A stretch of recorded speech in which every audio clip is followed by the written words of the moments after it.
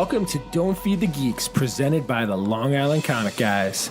Right now, you're hearing Tess in your ears, TC, along with Toy Story Matt, JJ, Just Jim, and the DM himself, Bruce. Today we have an episode compiling of a lot of different stuff, mostly starting off with talking about Captain Marvel, our thoughts, the good, the bad. We're going to also talk about chasing signatures down. Our buddy Matt here just got a pretty big signature completed a big signature as part of his collection. We're also going to talk about some crossovers, changing creative teams, a little current news. We're going to do a fun Beat a Geek today between me and Bruce, a little different from what we've done in the past. And then, we'll close out with talking about some of the current things we're reading, watching, and we hope you guys enjoy. So we're going to jump right into it with the Captain Marvel. Who wants to start here, guys? All right, guys. Well, evening. Good evening, guys. There we go. There we go. It was so dead quiet when TC started. We were like, normally it's been, hyper and everything else. Last one, we were all excited and jumping in on top of one another. So, yeah. This is the first time all four of us are here in a while. It's been a while since all four of us have been here. So Was it the movie episode? Yeah, it was a while ago. Wow, that wasn't even this year. Yeah, it was end of December. So, yeah, it was nice to get all four of us back on the same table. Awesome. Life happens. Yeah, of The course. Just Jim dining room table. That's why there's four of us, just in case. So, Captain Marvel. Yeah, everybody saw it, right? Oh, yeah. Am I speaking too loud? No, that you're too good. loud? All right. Captain Marvel. So, I like that. Do it like that was that. good. JJ's seductive voice. There we go. Captain Marvel. So do we want to give our, CGC grades of the movie? For anyone who hasn't saw what we listed on Instagram, I guess, do we want to go in order from highest to lowest or lowest to Doesn't matter. Doesn't matter. Doesn't matter. What do you We get? all had a pretty much same Matt, why don't you consensus. start? I think you had the highest grade on it. I give it a 7, between a 7.0 and a 7.5. I'm going with the 7-0. JJ 7-0. Okay. Yeah, I'm going to go with a 7.5. 7.5, nice. 6. Oh. Yeah. It was a good. I didn't love it. You got to realize that's on a 10 scale. I don't think it was horrible. I mean, No. it's better than It's a a lot VF. of ones I've seen. I thought there was a lot of issues with it. Let's just get it out there. Wait. So let's just get it out there first. There might be some spoilers here. So if you haven't seen the movie, you can fast forward. We'll put a Get note out there and see it. I mean, we're not going to do a full synopsis, but we are going to talk about some pretty big spoiler. We'll put a note about what time to skip to. Yeah, there you go. yeah. Who's gonna do that? Huh? So yeah. Who wants to start? All right, so the first 20 to 30 minutes, I was like, oh, this is going to be bad. I did not think it started out strong. I was very disinterested, I very have to agree. Yeah, it was a little unsure slow. about exactly what was going on, and just it didn't keep my interest, I guess. Yeah. Up until she landed in that blockbuster. Do you think it was the story or the actors that made it drag? I thought she was completely fine. I thought she was really good, honestly. Okay. I thought I know. I thought it was the story. I don't know. Okay. I just didn't get it at the beginning. Yeah. Okay. I think that was I do think that was their point. I think they wanted in their defense, I didn't mind it as much as most people did about the way it started. I think it was just they kind of wanted to do a thing where instead of them going through this whole origin story where how everything happened, doing it in that very, beginning, middle, end, they're like, all right, let's put her right when she's on the planet already kind of thing. And that was their way of doing it, which, I was fine with personally. Yeah, I did kind of like how her origin came out throughout the movie. Yeah, it was more an unraveling mystery as you went A little bit along. of flashbacks. Yeah. But that wasn't her true origin, though, right? Book-wise? I honestly don't know enough about I don't know. her. Yeah, I don't either. I haven't read the book. I've never read a Captain Marvel book. I mean, I know it's definitely wrong from how it happened. I think she met actual Captain Marvel, not. I think he was a predefined hero. Again, don't quote me on that. And then somehow she definitely, I don't think, got her powers from an Infinity Stone. No. All right. I was trying to read the book before tonight, and I just never had a chance. She's like the either the 6th or the 7th incarnation of Captain Marvel. Yeah, there's a lot. Yeah, if you do, you can do a really quick search on the internet, and the Wikipedia has her listed the 6th one. So and they go through all the other ones. When it first came out, it was Captain Marvel. Yeah, right. It was he was Kree, and he was sent to Earth to observe. And that's who, spoiler alert, Annette Bening is supposed to be. Yeah, exactly. And she just basically it followed the movie. You know, she didn't like the I guess the way the Kree were heading, so she what's the word I'm looking for? She defected or whatever, and she stayed on Earth and became an Earth protector or whatever. Yeah. And, that's basically how it started. And then there were other incarnations throughout. The second one was they've listed as Monica Rambeau. Who's the daughter? Yeah, who's the little girl in the movie? Yeah, human. She was a New Orleans police officer, and then from there, it got a little weird. The third one was Janice Vell, which they said was the son of Mar-Vell, genetically engineered from Mar-Vell's cell samples. I don't know. I'm just getting this information from the internet. I haven't really read any of this story, so It's got to be true. It's from the internet. yeah, yeah. It's the internet. It's got to be true. And then from there was Fela Vell, which is supposed to be the younger sister of Janice Vell. And then I'm definitely gonna botch this name up. I believe it's pronounced Kenner. Kenner. Yeah, KHN. It doesn't matter. Accent. He was a Skrull, and it was said he was bound with Mar-Vell's DNA, and then So it all started with Mar-Vell. I think for the most part. Yeah. I think in the original Captain Marvel book, it's Mar-Vell. Right. Yeah, and then Which that was a big surprise. I didn't expect Annette Bening to be in the movie. I think before the movie, everyone was kind of expecting it to be Jude Law, Okay. and they just went in different. He was Jan. But was she Annette Bening? Was she listed as one of the actresses in the movie? Because I didn't. I think she was, but I think it was, Maybe not beforehand. Total shock to me. I think it was just glassed over or whatever. Good. So Jan-Rog was my favorite Marvel villain in a while that I've seen. Oh, really? That's Yeah. interesting. 'Cause you're gonna find it interesting when I start my talking points. I thought it was it was so cool because like you're led to think that Ben Mendelsohn's the villain the whole time. Right. It's just a cool twist we don't see too often because usually the Marvel movies are very cookie cutter. Mm-hmm. They have their exact structure with their exact boring villain that has the same stupid motives. At least I think. Okay. I didn't mind that they did that. I do think that was one of the enjoyable things where they did switch, kind of like like bait who and you switch. thought the big bad guys were. I was okay with that. I enjoyed it, even though it was a change to what that was you a know. nice little twist to it. I didn't expect that in the beginning, but you know, it kind of all flowed nicely together. So.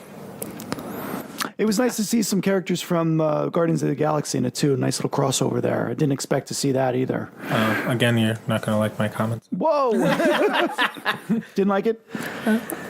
I'll get into it. Okay. I have a whole good and bad section. Samuel L. Jackson and the cat. I want a movie about just them. I want so people are petitioning a movie for just the cat. Just the cat. So what's his name in the book? Because in the Goose. book, Goose. Because Those in are the people book, who it's don't have Moose. any Yeah. money invested into making the movie. What's that? I said those are people who don't have any money invested into making that I movie. thought the cat was the best part of the whole. I do flick. think the cat was. I think funny. it was. Yeah. I think it was fantastic the way. I didn't expect the whole relationship between the cat and Fury, and I'm not sure. In the book, like I don't even know how Fury Got his eye. lost his eye in the book. I mean, Apparently it was a cat. but in the book too. No, I think he loses it. So I recently read something where it's like he loses it to like he has like shrapnel get in his eye, and he could have it safely removed and protect his vision, but he would have missed the war for like 6 to 8 weeks or maybe longer than that. So he just took And out he's his like, eye. Nope. And then he eventually it heals, but he loses the vision. Now it's a cat. Yeah. Interesting. Well, the whole part about that is it's just like the last time, because he says in I think it's Captain America Winter Soldier. Yes. He goes, the last time I trusted someone, I lost an eye. I was like, Is that what he's referring to? He trusted the cat? That was the last time he trusted him? Yeah, Was he even really trusting the cat at that point? they made that relationship already online. It was, I've seen the memes, and like there's a response where like Captain America figures out what happens and he just laughs. That's funny. The meme. So what'd you guys think of Brie Larson? Not you yet, Tess. Yeah, that's gonna have issues. You know, she was okay. I think they probably could have gotten somebody a little bit better. How so? Better how? Like acting wise? Acting wise, Okay. I felt she was pretty dry. Okay. A lot of times, and I'm going to say it because it bothered the hell out of me. The running. I hated the way she ran. She throws her legs out when she ran. It bothered me. You know what? I thought I was the only person who noticed that. See, I thought I didn't was. notice it at all. I I need to didn't note notice that it. again. And you brought it up when we were didn't, leaving the Bruce? theater, and Me neither. I made like a mental note, and I forgot to mention it as we were like, we get into our circle and talk about at the it. end of the movies and talk about it. I hated she. But, yeah, it and didn't she even didn't get a notice. stub double. Like typically, if you don't know how to run, they get somebody to run for you, and she throws her legs out. It's the oddest thing. I think I was personally going to give her the benefit of the doubt because it might have been because of the outfit that she had to run kind of awkwardly. Otherwise, maybe she ripped it. But like, if that was the case, they should have figured out something else for the outfit. So I'm not going to say it's 100%. It did look weird. I don't know if it's her personally being not able to run or if it was the outfit that she had to run that way, but I it didn't did even look notice weird. that. Oh my god! It was the, No, when it was, during that train scene where she's chasing down the and it was even sprawl, it was- before that. I think when she got out of the Blockbuster, I think she did a little bit of running, and that's when I first noticed it. I'm like, what? And I looked at my wife, and Did she see notice that? it? She noticed it right away too. Interesting. So yeah, it was a little. I gotta ask Jill. You know, I don't know who else they could have gotten for her to play that part. Natalie Dormer. I said it multiple times Whoa. last time. Who? Natalie Dormer. Okay. I showed you the other day. I was trying to figure out because I know the whole issue before the movie came out. Feminism.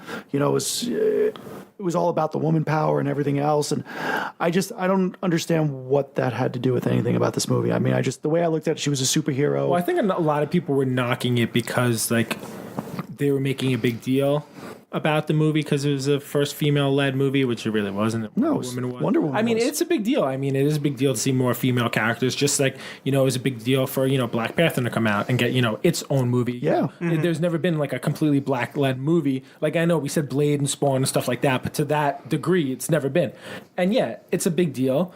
But at the same point, like when you shove it down people's throats a little bit too much, that's when they get a little annoyed. And you also have to be able to judge it the same as you would any other movie. Right. A lot of people give these movies and that's passes. the thing too. Like they're like, oh, this was an all-girl, this was a female-led movie. It's like you have to grade it on like a shifted scale. Which is why, like That's with not how it Black should be. Panther, a lot of people thought it was the best thing ever. I mean, I thought it was pretty average. Yeah, I thought it was. It was average. Not because of just because I thought it was an average movie. A lot better than this movie, but Yeah. You thought Black Panther was better than this movie? 100%. Yeah, 100%. Interesting. So, that's a movie I would give like a 7.5 to. See, I'd give Black Panther like a 6.5. No way. You're wrong. Just saying. Bruce. Black Panther. I'm No. sorry to- Just let's stick to. Oh, okay. We're done. All right. We're done with Black Panther. I was just gonna say I'm sorry. I still haven't seen it. Oh, It's okay. you're not missing much. Yeah, that's okay. Captain Marvel. Tess, you want to go? Yes, I do. Tess has been waiting. I'm just TC's chomping at the waiting bit. Is that a book? You Oh, wrote yeah. a book about this? I've got like 4 pages on my Oh notes my today. God. I like to be Goodness. prepared. I Get the don't- popcorn, kids. I don't like to lose out. No, I mean, basically, I'm kind of in the same boat as you with how I felt her performance was. It seemed very robotic to me. Like, I get how she was kind of supposed to be, snarky and have dry humor, but it just seemed like very robotic and Forced? I don't know if it was her decision to do the character that way or the director's, but it just didn't translate well to me. And, to add on to the fact that we said this is like a female-led movie and she was getting a lot of crap has nothing to do with that, because I felt the same way about Jude Law and Jan Rog. He also seemed weak. His performance, honestly, like I've seen Jude Law do a lot, and this is probably the worst performance I've ever seen in any movie he's ever done. I'll definitely agree with you on that. And He had no. it seemed like both of them were there just kind of going through the motions to collect their check. Right. To just collect a check. And that's, and I'll just throw it in there quickly, but I feel like the Ronin appearance, like you mentioned, was a throwaway. Like that was totally unneeded. It I didn't still really don't fit care with the about story. Ronan at all. I just like I actually like Ronan from like the comic books. Yeah, from the comics, they great. didn't incorporate him well at all. Like I don't feel like he's the same person he is, unless there was books that I haven't read that they're using as his reference. But Whenever I see him in one of the Marvel he was movies, totally unnecessary for this. he just movie, feels like a right? throwaway Yeah. villain, like you said. Yeah, Well, no, it's they- not that he was he was a throwaway for this movie specifically. Yeah, I mean, they- I thought he was okay in Guardians of the Galaxy, but like, he could have been much better. Yeah, I have to agree with you that they could have gotten anybody to To be that play guy. that part. Yeah. You know, and it's It like, didn't even have to be Ronan. yeah, it could have just been anybody from the Kree, but I don't know. I guess they needed some sort of connection. Have we been recording, Jim? You're making me very nervous. Nope, with these Jim just made a face. I just lost out. Whoop. Here we go. I can hear you. No, my mic cut out. Oh, okay. Okay. I'll talk about some of the good points I have. Sure, go ahead. Yeah, go for it. Before the I rest do of the like bad the stuff. Flerken, the cat. It was Cat cool. was I great. thought it was funny. I don't like cats, so I'm not a cat person. I want to know more about the I'm okay. I think we're good. Honestly, like I would never go watch that cat movie. Like if they wanted to do like a short, like there's no way they're ever going to get money for me Flerken to movie? just go and see a movie about the cat. But What'd you think of Samuel L. Jackson.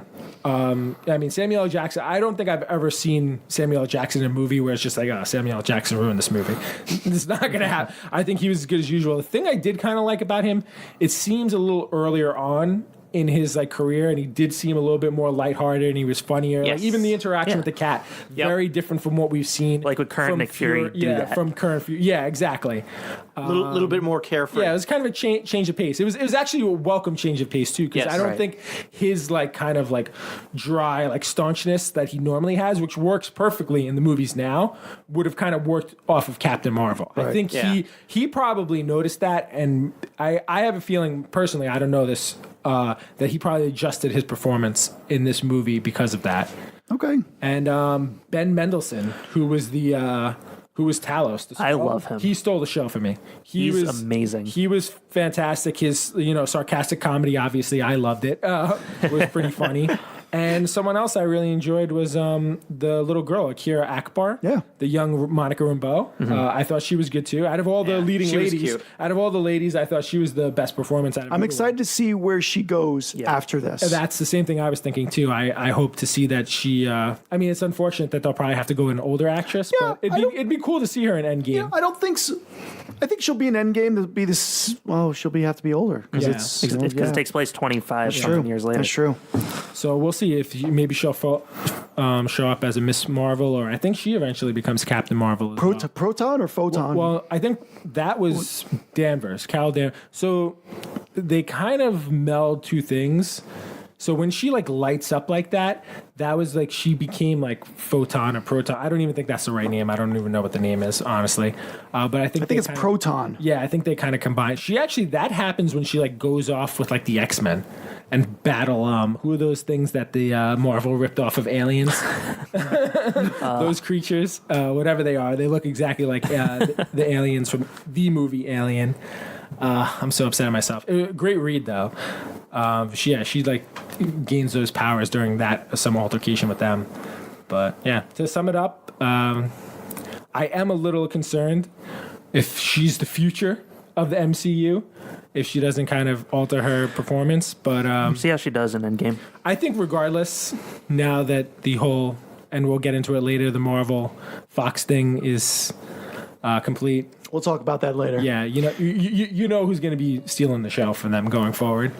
So we haven't brought up. Slick. We'll talk about that. So I mean, we haven't brought up Coulson. I mean, It was good to see him It was again. great to see him back on the big screen. Son of Cole. Because I miss him. I like seeing him on the Shield, Agents Yeah. of Shield, but seeing him up on the big screen with all these other characters, it was fantastic to see him. And I was very upset that they killed him off. I wish they would have, because he's great. Well, I think they specifically did that because they wanted to do that show. The problem Yeah. with that show is like most of the people on it are so bad that he's like he's so much better than them. Like the main girl, and I don't even know why we're talking about it. The girl who plays Daisy. She's terrible. Oh, yeah. She's really bad. There's a few people I like on it. Actually, you know what? She might be really the only person. May is awesome. Yeah, I love her. May's great. She's amazing. I actually pretty much like everybody else, except for that girl who's like a fake like Flash, who she could Yo-Yo. She could only go from one. I don't like her either. I've never seen a single episode. It's not, I wouldn't even recommend watching it. It's not. No, it's. I think it's almost done soon. Yeah, right? I think this It's is another season. because he's not even on that anymore. I think he is. No, I think last season he left. Did he? He officially I missed out the last season, but it was great. I don't want to waste the show talking about agents. But it was good to see him. It's my headsets that are cutting out. Oh boy. Oh man, now our Nope. screen went out. No. We're good. Sorry, folks. So, Coulson. I thought Samuel L. Jackson was awesome. It was good to see, like you said, it was good to see a more lighthearted Nick Fury. And you see those you see the memes that they had out. I mean, I guess they try to do it. You know, the whole Pulp Fiction look between him and Coulson. It was pretty cool to see the side by side comparison of some of those of those flicks. I didn't catch that. That's pretty funny. Yeah, when they were in the car, that was a scene that was in Pulp Fiction with John Travolta. You know what they call a quarter pounder with cheese? Yeah, Royale with cheese. but it was nice to see a lot of the flashback. You know, a lot of the 1990s, stuff. You know, the whole Blockbuster that was videos awesome. and the Radio Shack and the music soundtrack was great. And before we forget anything else, the Stan Lee tribute at the beginning of the movie. I mean, that was awesome. Stuff like that always gives me goosebumps. I like that. Whatever you think of Stan Lee, I mean, the guy is a legend in terms of comic books. It was really well done, as well was his cameo. The fact that they had him reading the Mallrats script, that was just awesome. That was great. Awesome. That was hilarious. And that was and he was reading it. He's like, what was he even saying? I don't even remember. And that was a nice little nod to Kevin Smith, which was fantastic. And she handled that scene. He tweeted about that afterwards. He was like, "Never in my life would I have ever thought that, I'd be mentioned in like a Marvel movie." Yeah, he was super happy about that. That's awesome. Good stuff. And I think she did handle that really. I like how her interaction with him went. the little nod and like I like that. It was a nice send off. I don't know if that's what you want to call it. From what I heard, that's not the last one we're gonna see. No, apparently they've got They more have a few, I'm sure. footage with him. Yeah. Well, I mean, they're probably just I think they knew that. just one of the Stan Lees have died so far. Yeah. From what I've heard, there's 9 more. I think they knew at some point that. I mean, obviously he was old. Cloned. Oh yeah. He was old. Yeah. I imagine that they stockpiled some footage of him to throw into these other movies for quite a while. We'll see. But I really enjoyed that. That would be nice to see. So, guys, I mean, we highly recommend you guys go see this. Tell us what you guys. I mean, think I about definitely it. recommend it. Do you still recommend people go see it, Tess? I mean, I recommend them to go see it. I would probably more recommend them to go see it in the theater because it is a decent movie to watch in a movie theater. I'm going to eventually see it again. I'll if I watch it again and I have a different opinion, I will definitely share that with everyone. But Of course you will. Yeah, no, of course, yeah. But it's just that's how I feel about it. yeah. Yeah, it's definitely a movie that you should see on big widescreen. Yeah. Have you guys ever seen IMAX movies? Yeah, I saw my first one a couple one or weeks two. ago. I saw that Akira movie. I did not. of course I did. It was free. I don't see what the big deal is. It's a little too big for me. The only one I think I've seen, and Tess is not going to like this, was the Star Wars: The Phantom Menace. On Mentis. When it was re-released, right? No, Actually, that one wasn't bad. What's his name wasn't in it. no, it was the young kid that was in it. I saw that on the if we're IMAX. rating- Hayden Christensen. If we're He who rating, shall not be named. I enjoyed him. Do we want to rank every single Star Wars movie? No, Or not right now. saving that we'll save that for a Star Wars episode. We'll save that Save for that our for May May. episode. I can do it. We should do that. We should do everybody's individual ranking. There we go. I'm okay with that. Let's move on. Return of the Jedi. Save I that. actually agree with you there. I will save that. We'll save that. I like Return of the Jedi. Moving on. So we recommend you guys go and check it out. Does anybody else have anything to say about Captain Marvel before we move on?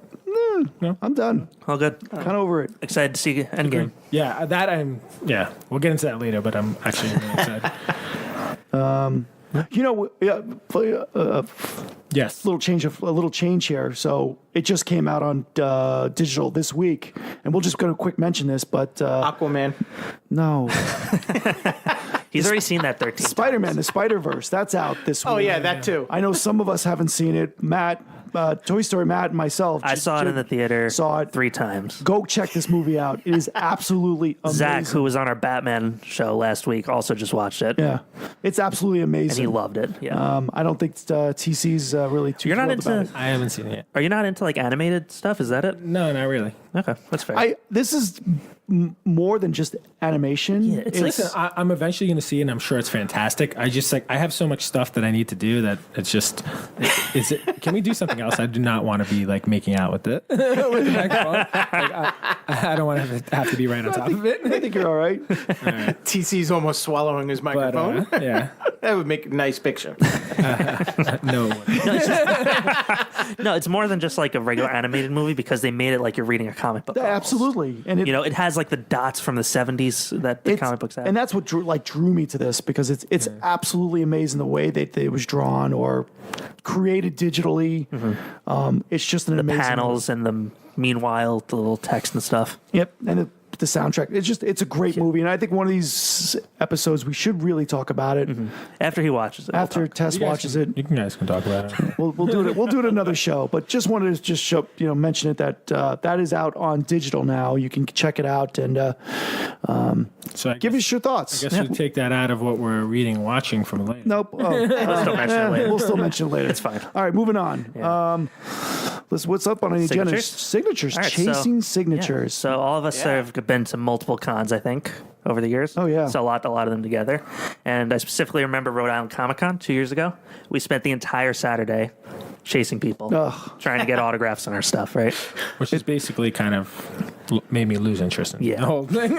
It's a tough thing to do if you're going to shows and that's what you're mainly focusing on. I mean, that's what you have to do You're because basically at the mercy of the celebrity and the lines. schedule and stuff like that. It's, Yep. like, it's really tiring. Like that's why I feel like I enjoyed Baltimore so much more than a lot of the other shows. Like Because we weren't I just chasing weren't that the whole doing any time. of that. Like it was just. I mean, I was getting the sketches and stuff like that, but it wasn't like the normal like craziness. I have 5 minutes to get here. I got 5 seconds to get here. I got to grab CGC. I got to do this. Just like I'm exhausted from the whole process of it. And I've really, other than a few big celebrities that I still want to get an autograph from, like I'd like a glove signed by Sylvester Stallone, Yeah. a boxing glove, and I just don't care anymore. I did just get that awesome Arnold Schwarzenegger book, but I didn't have to do Yeah, that's anything. you really didn't have to do anything. I was like, they had it for sale. I ordered it. I was like, honestly, like I would much rather do that process going forward. So- if I have to pay more money, I'll do it. But So I'm weird like that.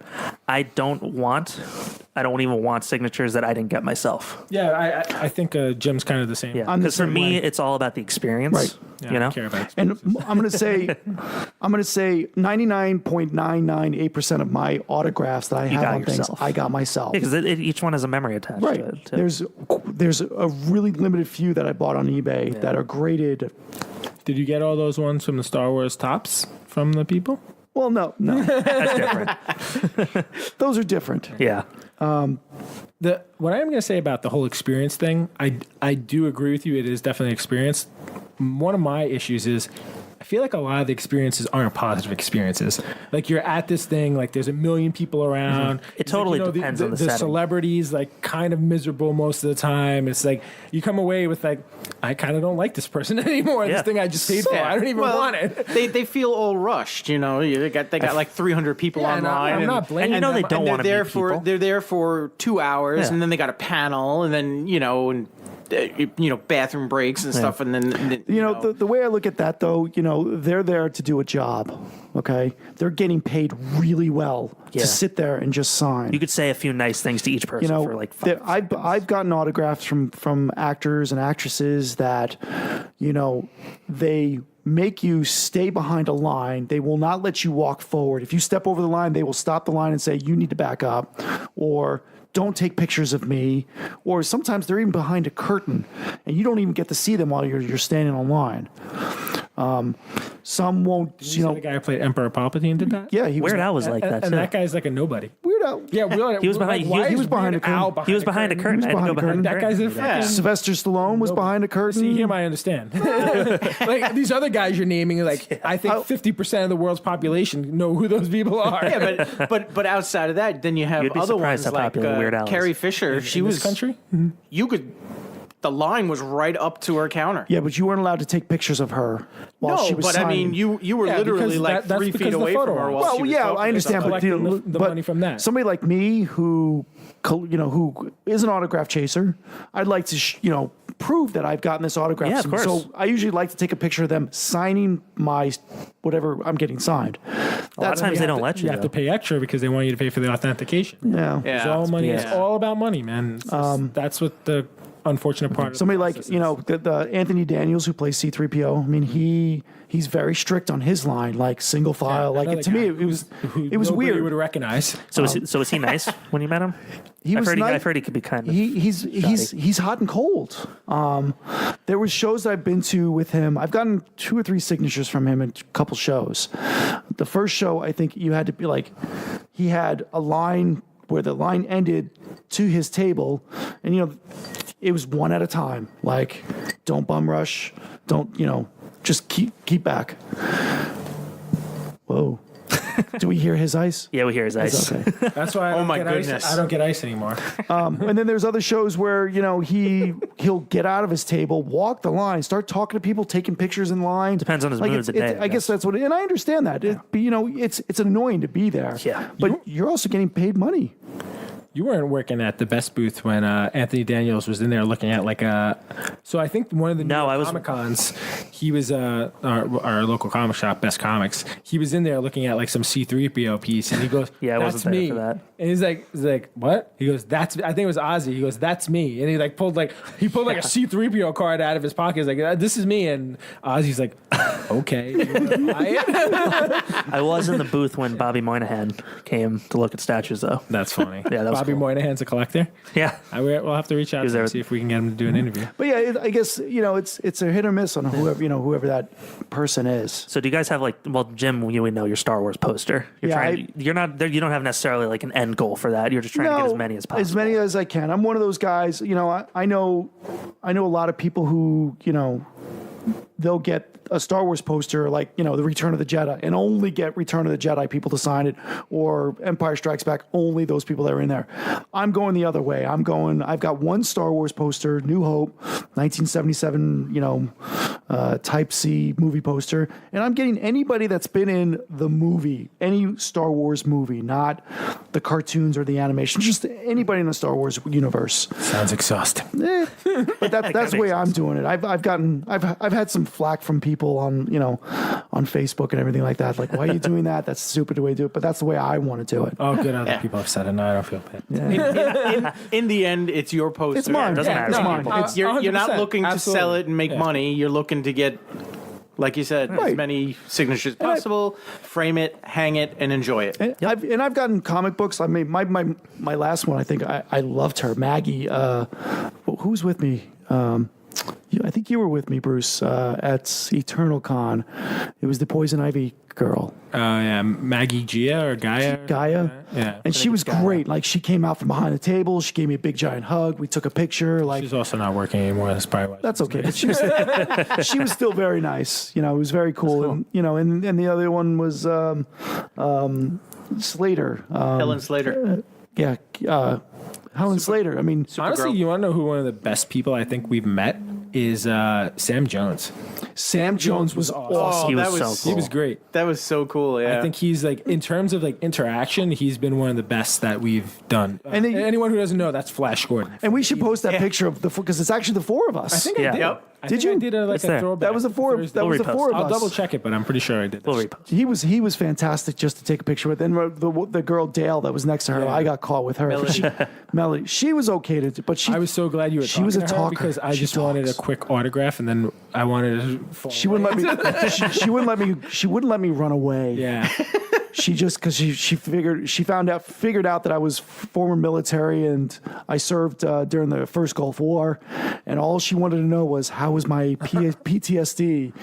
am I taking herbal medicine to handle my PTSD? Some stuff she was I don't know what the hell she was trying to push on me, but it was pretty comical. I'm trying to think of like who other good experiences I had. I've always had positive experiences. So there may be one or two which was questionable. Like Emperor Palpatine was like kind of a jerk. Ian He didn't McDermott. speak. Oh, you know what? The other guy. Captain Kirk. William Shatner. William Shatner. Yeah, I didn't have a great. A lot of people have bad experiences with him. We were not allowed to make eye contact with him, speak to him. We were just supposed to put our picture in front of him. He signs it, and we move on. I spoke to him like when I went to go see him at Rhode Island, and he was just kind of like, yeah. We were given like 1 or 2 word responses. I was like, all right, whatever. Yeah, we were given very specific orders at New York Comic Con. And people wonder why he wasn't in any of the new Star Trek. And I got one I autograph heard from Leonard him. Nimoy was great. I really wish I would have gotten to meet him. Yeah, he was supposed to be a super nice guy. Yeah. Yeah, he was the only one I think was. I'm going to say he was a jerk. Yeah. I just thought that was there's especially been for the amount of money you're paying. Yeah. There's been a few that haven't been great. I mean, it's not even like they're like jerks. It's like it's like you don't. It's not even a memorable experience. Right. I think one of the people I saw is I'm sorry, I don't know his name. Maybe we'll add it to show notes. The guy who plays Jimmy Olsen in Supergirl. I saw him like jump out from behind his table to like interact with some kids. Okay.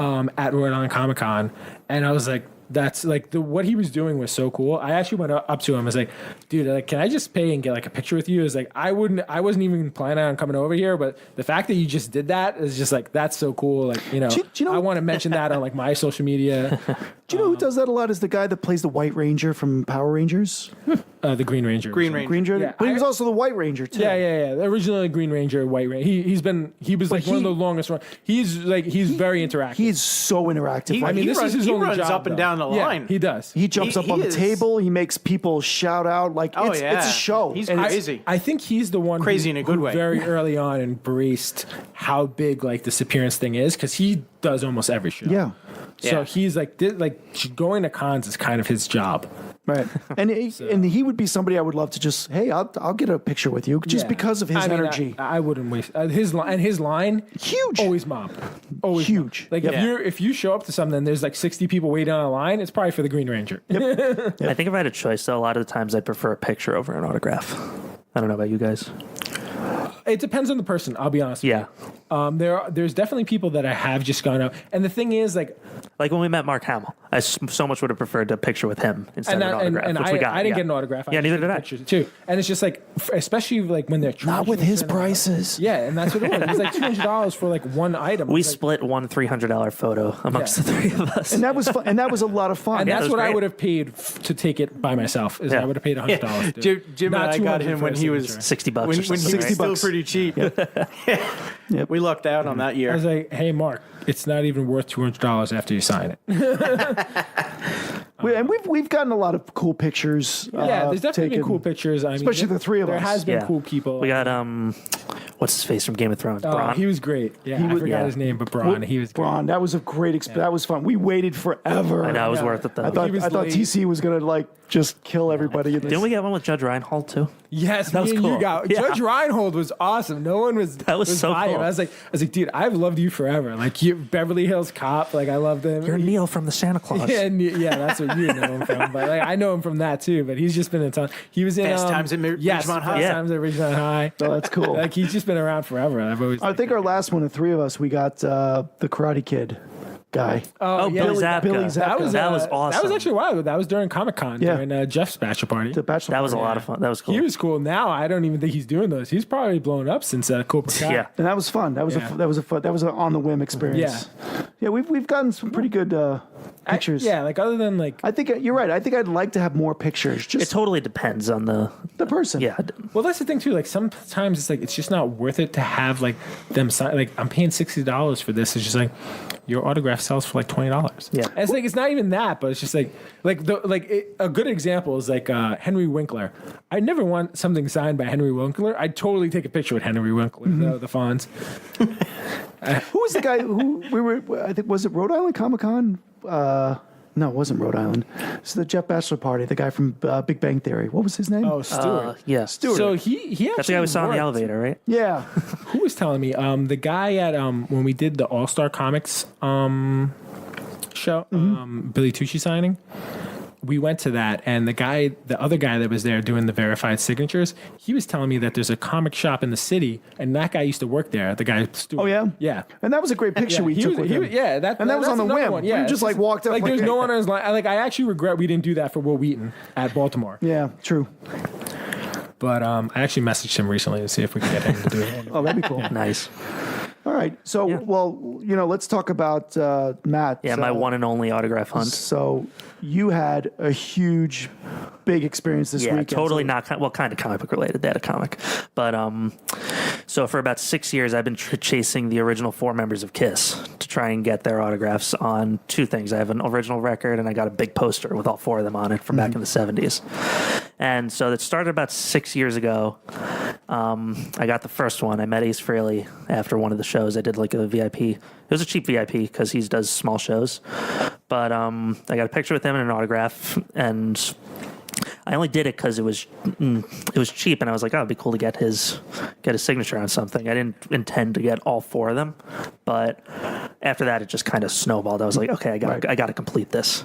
So 6 years later, I just finished last night. That's awesome. Yeah, I met Paul Stanley last night when Kiss was playing at the Coliseum, and it feels good. But now I don't know what to do with my life now that because it's been my life for so long. Just trying to find these guys.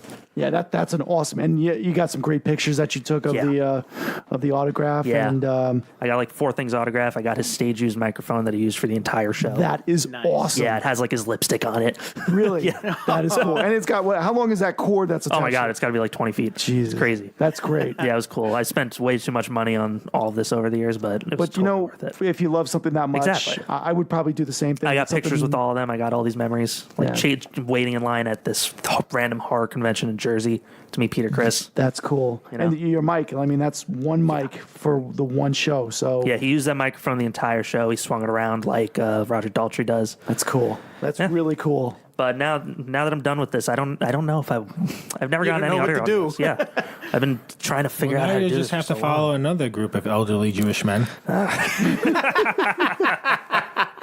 Oi. Yeah, but I don't. I feel Forest like Hills, you'll be fine. I feel like empty now. I don't know what to do. Like, do I find something else? That's or- pretty cool. You've reached the end I'm of your sure you'll journey, find and now something you're else. like, what else is there? Yeah. Do I save my money or do I go get more? Wow. That's pretty cool. Yeah. If you need ideas, I'll give you stuff to buy. All right. Are we done for today? No, let's keep That's our episode, everybody. Thank you for listening. going. Let's No, keep we're going. gonna keep going. So what's up on the agenda there? Crossovers? Are we Crossovers. Crossovers. Yeah, so I was a little concerned about this. So Love 'em, hate 'em. when do you talk about crossovers? let's say Civil War, Okay. like Civil War. That's 2 or bad. something like that. No, that's not a good Civil War example? One's not a good example. Civil War 2, I don't because remember Civil that. War, the first Civil War was very Yeah. good. So I'm talking about like, let's say you read Batman, right? Spider-Geddon. Batman's the only title you read. Right. Then it starts a storyline where part 1's in Batman, part 2's in Detective Comics, So you're part talking 3's like in the Robin. Death of the Family, the Joker thing, where it was on 5 or 6 different lines. Exactly. Books that you might not read. Because then you have to freaking read those Yeah. books. So like, what do you guys think about that? I hate them. Because I despise them. But the worst part, even more, is that like when they have one of those, and Marvel does this again. Like I just mentioned, Spider-Geddon. So there's 5 books that are just called Spider-Geddon, and Civil War or whatever did the same thing. And then all the other books within like the Marvel or even on the DC's cases universe, it might affect the whole entire line, like every comic. Yeah. And it's just like in the beginning, like, 5 years, almost 6 years ago. And I think it's 6 years. I think it's been 6 years I've been in the comics now as of this March. But, 6 years ago, I was like, I have to read all these. I have to know what's going on. Now it's just like, if I'm not reading the single book, it's just like, I'm just going to assume. Like, I'm hoping they're recapping me on what happened. Otherwise, I'm not going to find out. When I was reading consistently each week, I would always skip crossovers. Unless I read every single title already. And, I guess it depends upon the story. Because, the last one I think I read fully was The Flashpoint. And that had a bunch of crossovers. And then then there was a bunch of one-shots. I remember there was like this Lois Lane line where... Lois Lane and the Furies. No, it wasn't the Furies. Was it like a one issue in a series that just was dedicated? Yeah. See, that's also a pain because if you read just that series but nothing else, then the story doesn't make sense to you. So I remember reading the entire Flashpoint with all the crossovers, and it was. And then you end up reading stuff that's really doesn't add anything to the main story. None anyway. whatsoever. That's also why you have boxes full of 7,000 books that are worth it. That are worth it. Right. Absolutely. Yeah. Like one I just read, Zach recommended it, and it was actually really good. Bruce Wayne Murderer. Do you guys remember he recommended that? I didn't. No. Yeah, so it's basically Bruce Wayne is caught red-handed at the scene of a murder in Wayne Manor. But hold on, let me write this title down so I can read it next. Just adding to your list. Is this one where Batman killed Bruce Wayne? No, but it tied into like 5 or 6 different Bat titles, and honestly, out of the 12 parts or whatever it was, probably 3 or 4 contributed to the overall story. The rest were kind of just like, throw-ins, I felt. Oh, okay. Okay. Yeah. So it was great, but if I was buying that off the stands, I would kind of be annoyed, having to go back and forth. I'm kind of like in the middle with it. I like it and hate it at the same time. Mm-hmm. I like it because, it kind of makes sense because in the comic universe, this is all happening at the same time. It's like what Batman is going through is like, okay, what's Superman doing? It's like how, I know, Superman. I do like it makes it have like a single universe feel. Right. Yeah, he's part of the Justice League, and it's like, he couldn't get any are. help from the Flash, or he couldn't get any help from Superman. Why not? But then why not just add that to the book? Like, you can take those same panels, put them in the book, and the line will be that one story will be drawn. Yeah, but that would be a really big book. I know you have like the 96-page giants and stuff like that every once in a while. Well, they do it to try and get people to read other books they might not be reading. I mean, from a business perspective, I 100% know why they do it. Yeah. Because there's a lot of people who will jump in on this, and they're hoping that it's like, they'll stay. Hey, let's stay, and it happens occasionally. I'm sure more often than not, they do it, and because how many storylines, crossover events happen a year? At least 2 or 3. Yeah, exactly. Where they're going to catch people with like, oh man, I actually like the story, and it's probably happened to me where I've jumped in on something that I wasn't originally reading because of it. But it also annoys me to see different artists throughout one story. Oh, that drives me nuts. My goodness. That's the next point that we have. And I mentioned that when I read the Gotham City Sirens, where I read the first 8, and then issue number 9, it was a different artist. Like, drives me nuts. I find that very distracting. Extremely. It felt like it broke the story because even though it's the same dialogue right after the book, but you're also looking at these pictures and looking at this artwork, and because it's not the same, it really throws off the read. I'm okay with that if they end like that arc. Like if you read like if it's a new story, and it's like the end of that like original like story arc. Yeah. Like all right, so this was like a Poison Ivy arc or whatever, right. And then that ends, and then it's it goes into like a Penguin story, and then it's a different artist. It's okay, but like when you're within an arc, like so let's say you're in an 8-issue Poison Ivy arc, and then you go drastically from one type of art in 4, and then 5 is a totally different one. It's like that is annoying. I've stopped reading books because of that. It's pissed me off. I can't think of them Marvel off the top of my head, but there's definitely been some art that's turned. At least a couple years ago when I was reading, I still find that kind of distracting because being a huge Harley Quinn fan is like I got attracted from it because of Amanda Connor's artwork, the covers and then it was going through it, and then all of a sudden I just noticed and I was like, oh, she looks a little different. And it didn't dawn on me, and it's like, and then I looked at the cover and I was like, oh, someone else did the cover. No wonder why it's different. And then going through it, and I was like, oh, the artwork isn't quite as whimsical, if I could. Yeah. And I was like, okay. And then I just noticed, and it's like, oh, I guess Connor is, off on other projects now, and I'm still reading it, but it kind of threw me a little bit, and I'm like, something just doesn't feel right. And then I just kept reading, and it's like okay, it's like it's good like that, but I find it a little distracting. Yeah, I agree.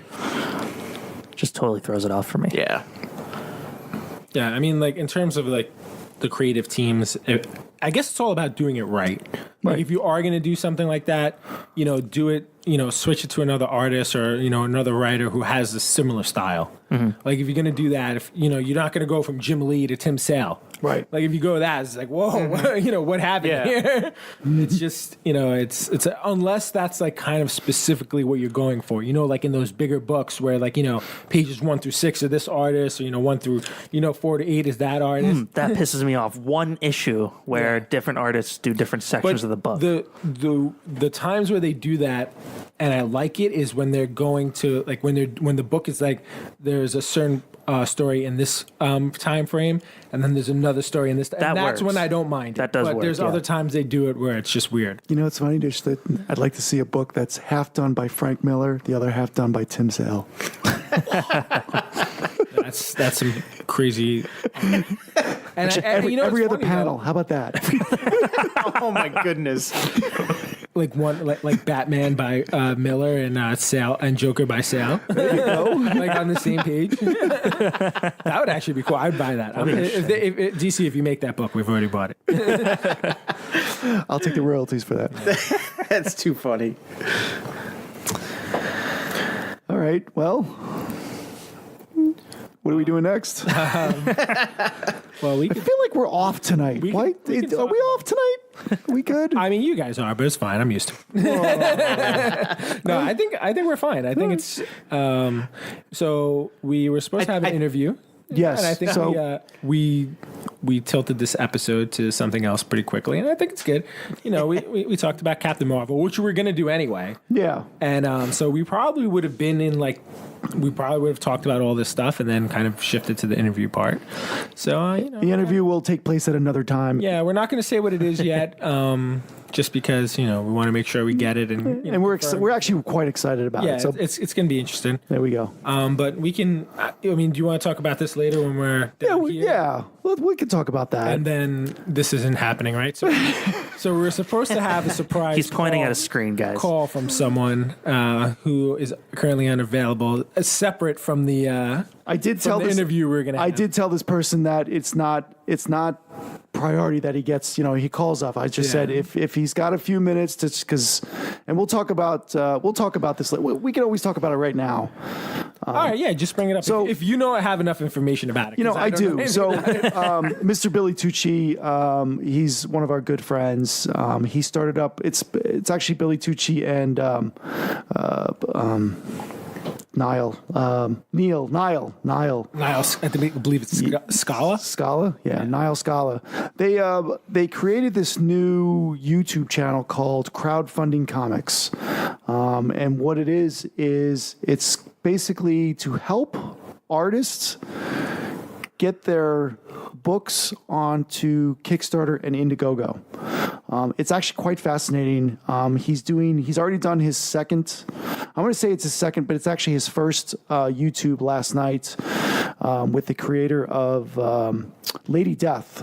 What's Brian Pulido? Yeah, there we go. So that was the first episode last night. Thank you, Matt, on that. He did an episode 0, which basically explained what they're trying to do. And being a reader, I'm not an artist, I'm not a writer, but being a reader, I thought it was fantastic just to watch this and get the feel of, what they're trying to do.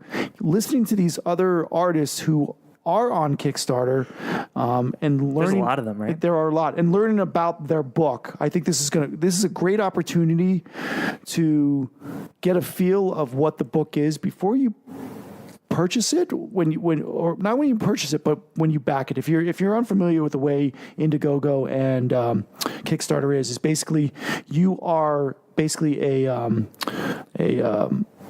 not purchasing. You're funding. You're funding. You're backing it. So you are Did Billy redo his office? Who's that? I'm watching this. Oh, I think he did. Yeah, I think he did. So you're basically he looks so old. He's wearing like a vest. So and again, and there's different categories, tiers. For a certain amount of money you get this. For more money you get more stuff plus everything before. I've done quite a few of these. I've done the Billy Tucci. I've done a couple of them. Vampire. Well, that's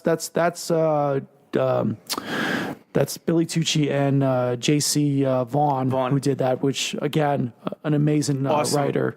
It's a great book. It was a great book. That was a good one. And I also did Billy Tucci's last one with John Broglio, the Zombie Samba, which is Sama, which is fantastic.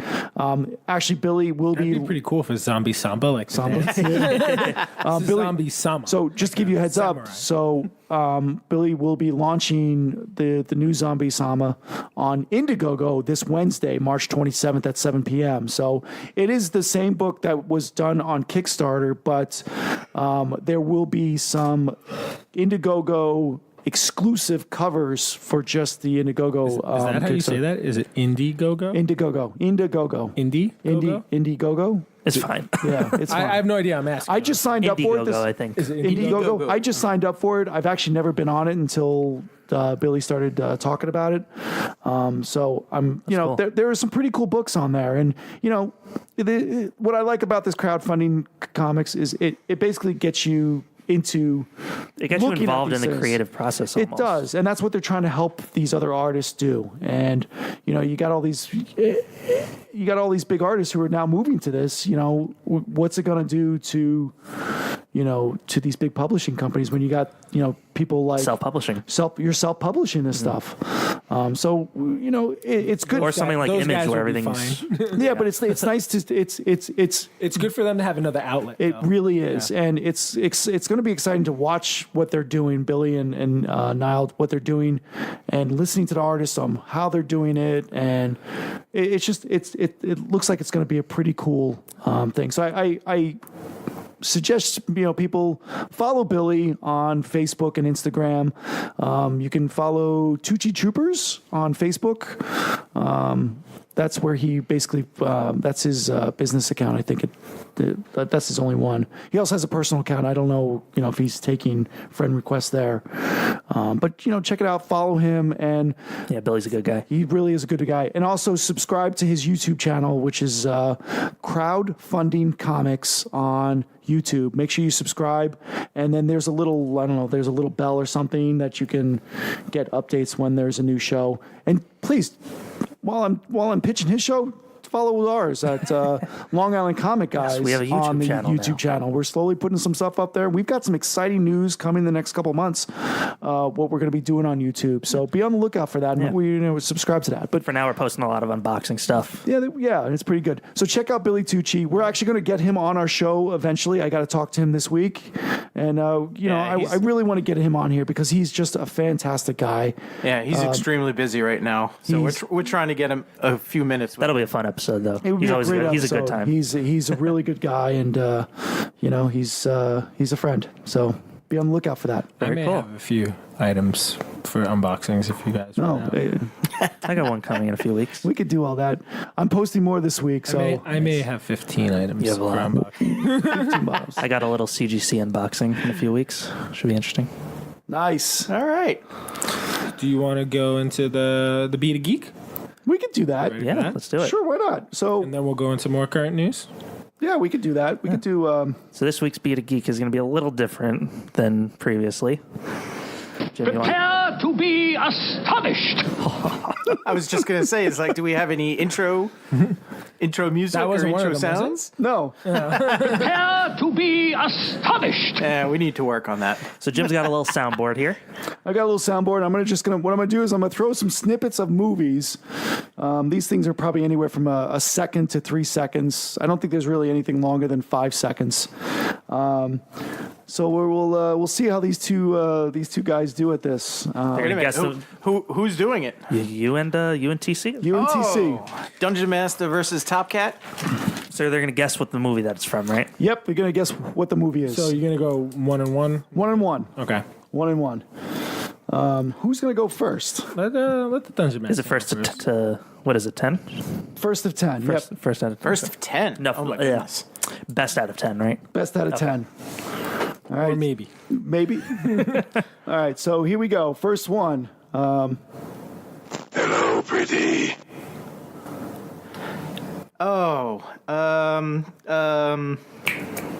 Highlander. Nice. Ding, ding, ding. Nice. Ding, ding, ding, ding. That was one for Bruce. All right, so we're going to go. You keep what you kill.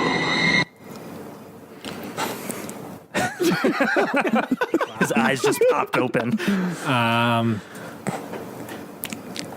Red Dawn. I actually like this movie. I've seen it quite a few times. I'm going to play it again. You keep what you kill. I'm going to say Red Dawn. I have no idea. Nope, you're wrong. So we're going to give this to Bruce now, Yeah. right? Yeah. You keep what you kill. I have no clue. Whoa. You want to take a guess? Yeah, I'm blank. No, The Chronicles of Riddick. Have you seen that? Yeah. I don't. It was all right. I haven't, so no. Van Diesel, that was a great flick. That was a good movie. It was okay. Oh, see, I knew I was going to get Tess on this. All right. All right, back to Tess. Back to Tess. We'll make this easy. When you got a condition, it's bad to forget your medicine. Is it Mad Max? Nope. Play that When again? you got a condition, it's bad to forget your medicine. And that's supposed to be an easy one? No, come on, guys. No idea? No. That was Sin City. No. Another movie I didn't Very see. good movie. Was it Mickey Rourke? Yeah. I knew it was Mickey Rourke. I seen the second Sin City, but I didn't see the first one. Oh, God. I didn't make these that hard. Who's up now? I am Tess. again. TC. It's still 1-0? Yeah. Yep. All right, here we go. Bullets go faster than blades. Is that Judge Dredd? No. Here. Bullets go faster than blades. Bullets go faster than blades. Oh, God. What movie did you only from? Yeah, bullets go faster than blades. Bullets go faster than blades. I couldn't even. Take a guess of Blade. Nope. Matt, do you know? I don't. The Expendables. Was that so? Was I that mean, Sylvester I Stallone? knew it was Sylvester Stallone. I've only seen that movie like 4 times. I've seen it a lot, but it just Very good movie. Yeah. Are we back to I don't know Tess if that's again? really a geek movie, but okay, whatever. It is. If you say so. It's Wasn't it also a comic book? an action movie. I don't think so. All right, here you go, Tess. With the power of Grayskull.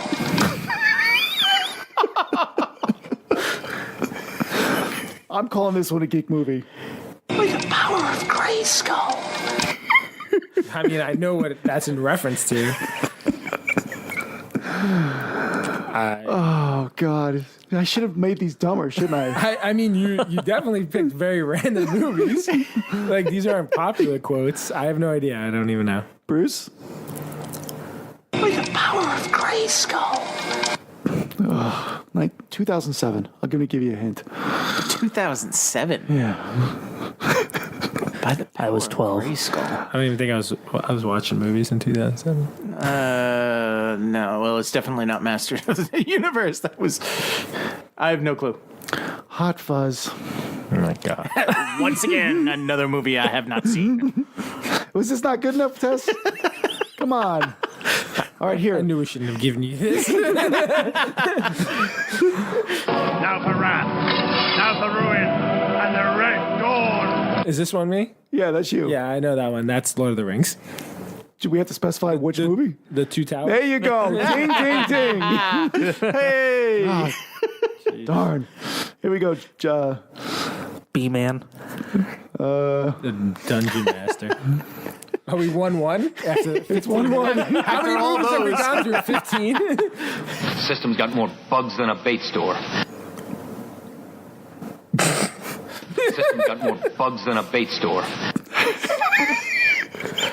Tron? There you go. Ding, ding, ding.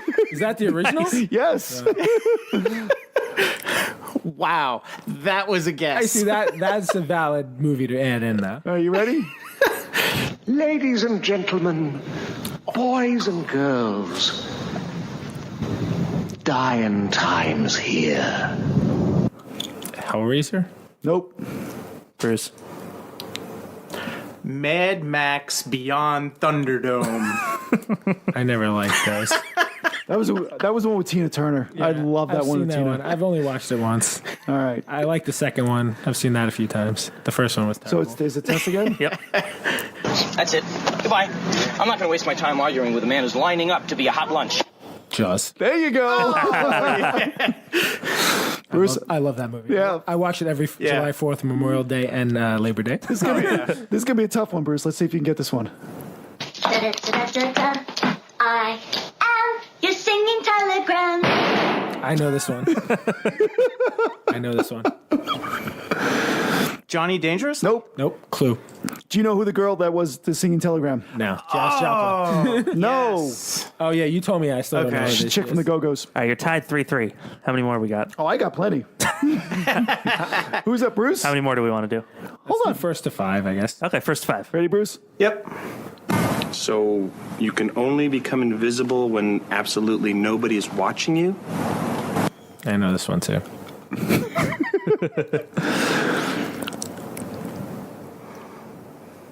Play it again? So you can only become invisible when absolutely nobody is watching you? It sounds so familiar. This movie didn't get a lot of playtime. No? Mystery Man. There you go. Ding, ding. All right, let's do... Bruce again. Is it Bruce? Yeah, Bruce's turn. I hate coconut, not the taste, the consistency. I have no clue. I know this one, too. He's about to win. Do you know? Go ahead. No, I have no clue. Zombieland. There you go. Oh, my goodness. Okay. I thought you were going to crush me there. I was doing I was terribly. crushing you until the last two. Yeah, see, I got like another 10 more. I mean, come on. Hey, keep them going. Let's guess. Yeah, let's keep going. I want a full restoration. I want it all back. This is you, right? Yeah, this is me. I think I might know it. Is it The Wreath? No. Oh. Well, we both didn't know, so you can. So it's Johnny Mnemonic. I've never seen Johnny. Okay. Oh, it's pretty decent. It's like one of Russell Crowe's early movies, right? No, it's Some of these movies are really. Yeah, but one of the guys is who's the bad guy? I know that's Keanu Reeves. But yeah, the bad guy. One of the bad guys is Dolph Lundgren. yeah, that's what I just said. You said Keanu. You said Russell Crowe. And then I said Dolph. Oh, I didn't hear that part. Take your wiener schnitzel licking finger and point out on this map what I want to know. That's probably not the right flick for this, but you know what? It's a nice Quentin Tarantino movie. Oh, that helps. Play that again? Take your wiener schnitzel licking finger and point out on this map what I want to know. Can I say it? I want you to go. It's my turn first. Is it Reservoir Dogs? Nope. Can I? Yeah. Inglourious Basterds. There you go. Love that movie. Oh yeah, that's Brad Pitt. I could not sit through that movie. I didn't see it either. I could not sit We're through just that going to movie. wait here for a little while until things quiet down, if you don't mind. That's you. Pulp Fiction. Nope. Go ahead. Is that Die Hard? Nope. Oh! No, can I have another guess? Sure. Can I have another You don't guess? get credit for it though. Fifth Element. There you go. Yeah. It was Bruce Willis. We have to nuke them now. Wait, what? We have to nuke them. We have to nuke them. We have to nuke them now. Mars Attacks. There you go. All right, you give him that one. For Christ's sake, will you cover yourself? Wait. That one's supposed to be me, right? Or am I? Or if I will you cover yourself? Actually, I don't know. Go ahead, Bruce. Weird Science. There you go. Here, we'll do two more. I made breakfast. You guys eat. Yeah, it's Civil War. That's Captain America 2, Winter Soldier. Good job. Strange things are afoot at the Circle K. Strange. I know this. Strange things are afoot at the Circle K. Is it Bill and Ted? There you go. That's the first one, right? First one. Yeah. Here, one more. You pooped in the refrigerator. And you ate the whole wheel of cheese? Anchorman. How'd you do that? I'm not even mad. I'm not even mad. It's amazing. Oh, my that goodness. was fun. You better get those guys out of my garden or I am going to beat the crap out of them. I think Jim is having. But you better get those guys out of my garden or I am going to beat the crap out of them. This was a lot of fun to put this together. I don't know who that was. That was Transformers. Oh, yeah. I have a plan. I have 12% of a plan. I have a plan. What a fake laugh. It's Guardians of the Galaxy. Right. I don't know after that. Go. Get away from her, you bitch! Aliens. The second one. Are we allowed to say Well, that? that's what you need to It's say. fine. Is aliens. Because the first one's called Alien. Right. You are correct. Settle, you guys. Settle, you guys. No idea. Oh. No. Oh, you just told us. It's the Hulk. Yeah, that's the Edward Norton. Yeah. Okay, last one. Our situation has not improved. The Rock. Indiana Jones and the Last Crusade. There you go. All right. Ding, ding, ding. We've had enough of that. That went on a little too longer than I wanted to. Sorry, people. Really sorry about that. Hey, all right, so we're back. You know, Just Jim kind of screwed up here. We had a little technical difficulties. We talked for about 10 minutes about Bill and Ted. So there's a big Bill and Ted announcement. But Just Jim may have touched something on the keyboard, and we weren't recording for 10 minutes. So at this present moment, TC is not happy with Just Jim.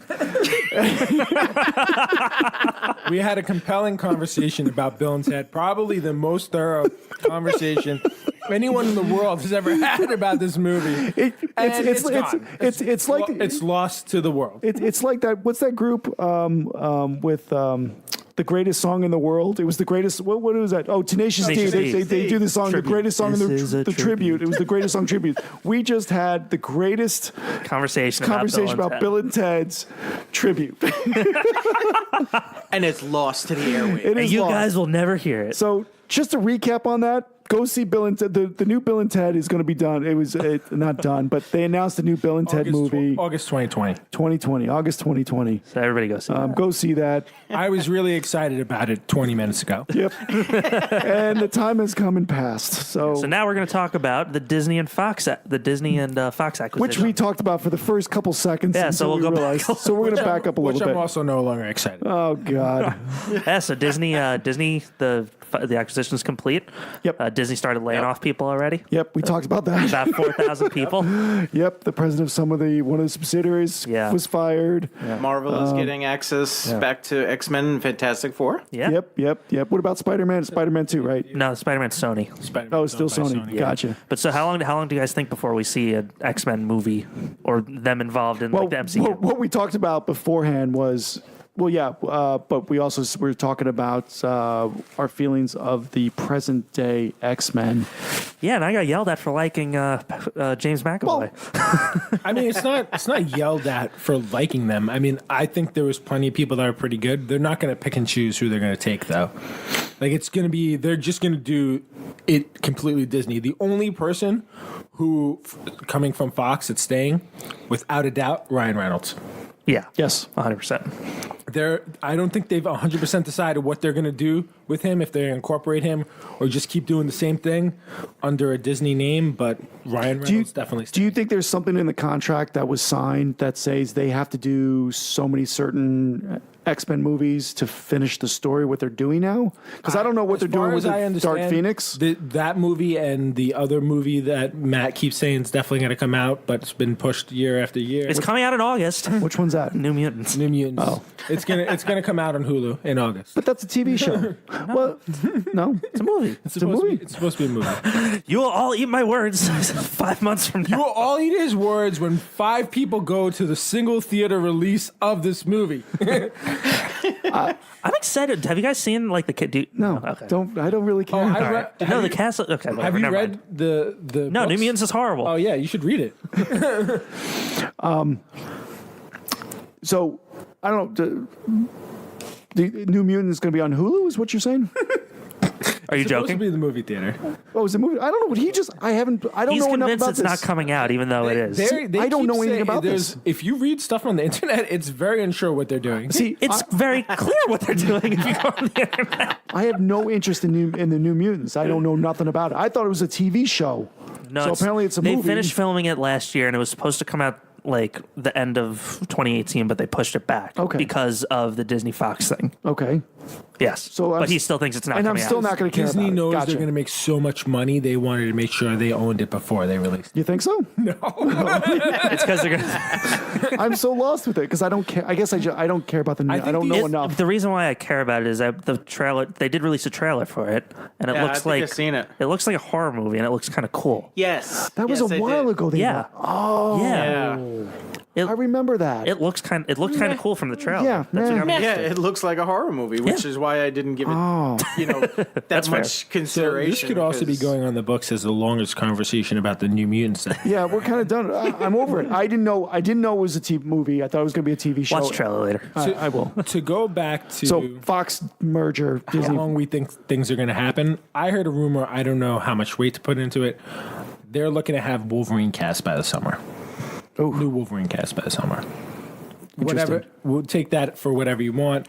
I think it's going to be at least till 20. It's going to be hard for me to see somebody else. It's going to be. me too. I think they have to do it though. I mean, I think I'm almost every episode. I think we've had this conversation too, where it's going to be difficult to see somebody else in that role. I mean, because really Hugh Jackman is Wolverine. I think they'll do it the right way because they just have a knack for, aside from Brie Larson, casting the right people in these Disney movies. And I really hope that they nail the casting because, if they're pinning all their hopes and dreams on her going forward in the, MCU. I'm sure she'll be fine. I'm a little nervous. I don't want fine. I want fine. She'll be good. No, I don't think she will. I think you need somebody that comes in and knocks all these X-Men and Fantastic. I think if they can really knock out Fantastic Four and make them good. See, that's going to be difficult for me to watch because it wasn't good to begin with. I mean, they're not. To me personally, they're not good characters. To make that an awesome movie, only one thing you have to do. You need to get an absolutely amazing person to play Doctor Doom. That's all you need to do. And then everyone else just needs to gel well together. And that's it. I think Brie Larson would have been a better Invisible Girl. What's her name? Sue Storm. Sue Storm. Well, that's interesting. I think she would have made a pretty good Sue Storm. I don't think she's the right pick for Captain Marvel. Natalie Dormer should have been her. I just don't like Fantastic Four at all. I don't enjoy their books either. I think if they wisely, which I think in the 2005, was it? The Chris Evans ones?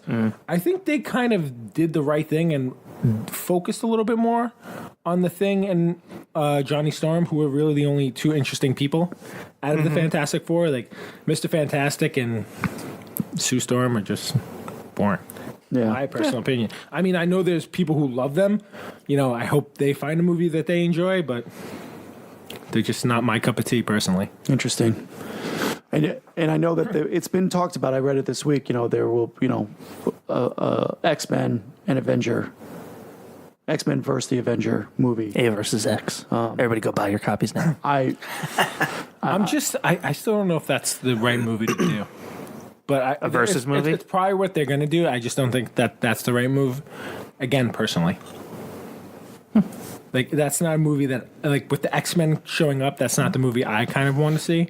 If that winds up being half the movie, and then they team up by the end of it, I'd be better with that. They're not going to do it, but I want to see a proper Civil War. No, they're not. And yes, so do I. I agree. I'd like to see a proper Civil War. I'm not sure if this is along the same lines, but something that I've read this week too. And I'm not sure if it's rumor or if it's true. I don't know. Daredevil being rebooted on the Disney Channel. So totally new characters, totally new actors. They're going to recast it? Recast it. I heard something different. See, I read that they were going to do a reboot, different actors. Same thing with The Punisher. I heard that they're buying... Wait a minute, we're talking a reboot of the TV series or the movies? TV series. I heard that they're buying... buying the rights from Netflix? No, FX. They're buying extra shares in Hulu, which I think FX already had 60, and I think they're looking to buy like another 10 so that they have 70% ownership of Hulu. And then they're going to move those characters there, but I still think they need to wait to use them. Why wouldn't they just put them on Disney Plus? Because I think they want to still use those same... Because I heard that they still wanted to go with those same characters, the same interpretations. Yeah, but why does that mean they can't just put it on Disney Plus? I don't know. It's weird to me that they seem to be going that route. I think Disney Plus they're kind of using for their bigger properties. I think these seem like a little beneath them, but they still want to use them, kind of thing. Okay. But I don't know. Interesting. Yeah, it's all guesswork, honestly, until we hear something. So we hear something. It's what us geeks do. We sit around and guess, and we start rumors, and say what they should do, and then we bellyache about it when it doesn't happen. Right. Yeah. Well, I mean, what else? That's our job. All right. So another Disney thing is we got James Gunn back for Guardians of the Galaxy. Who didn't see that coming? Yes. I saw it coming. So I didn't realize that was I thought that was a rhetorical question. I'm surprised it took so long. Yeah, me too. No, I'm not. No, I think it's been like set for a couple months, and they just haven't announced it yet. I mean, I doubt they got him back like very, very recently. They've probably been talking for a while. I don't. Has he been working on something in between? Suicide Squad. The Suicide Squad. So also, what I've heard about that is it's a complete reboot. I heard the same thing. It's not a sequel or anything, which probably is good. It is cool that, again, I don't remember what he said. I know he said some offensive stuff, and I think it was like 8 years ago. Like 12. 2012? All right. No, like 12 years ago. Oh. Like very long ago. So, I mean, listen, whatever he said, if it's messed up, I mean, I also heard it could have been taken out of context from what he said.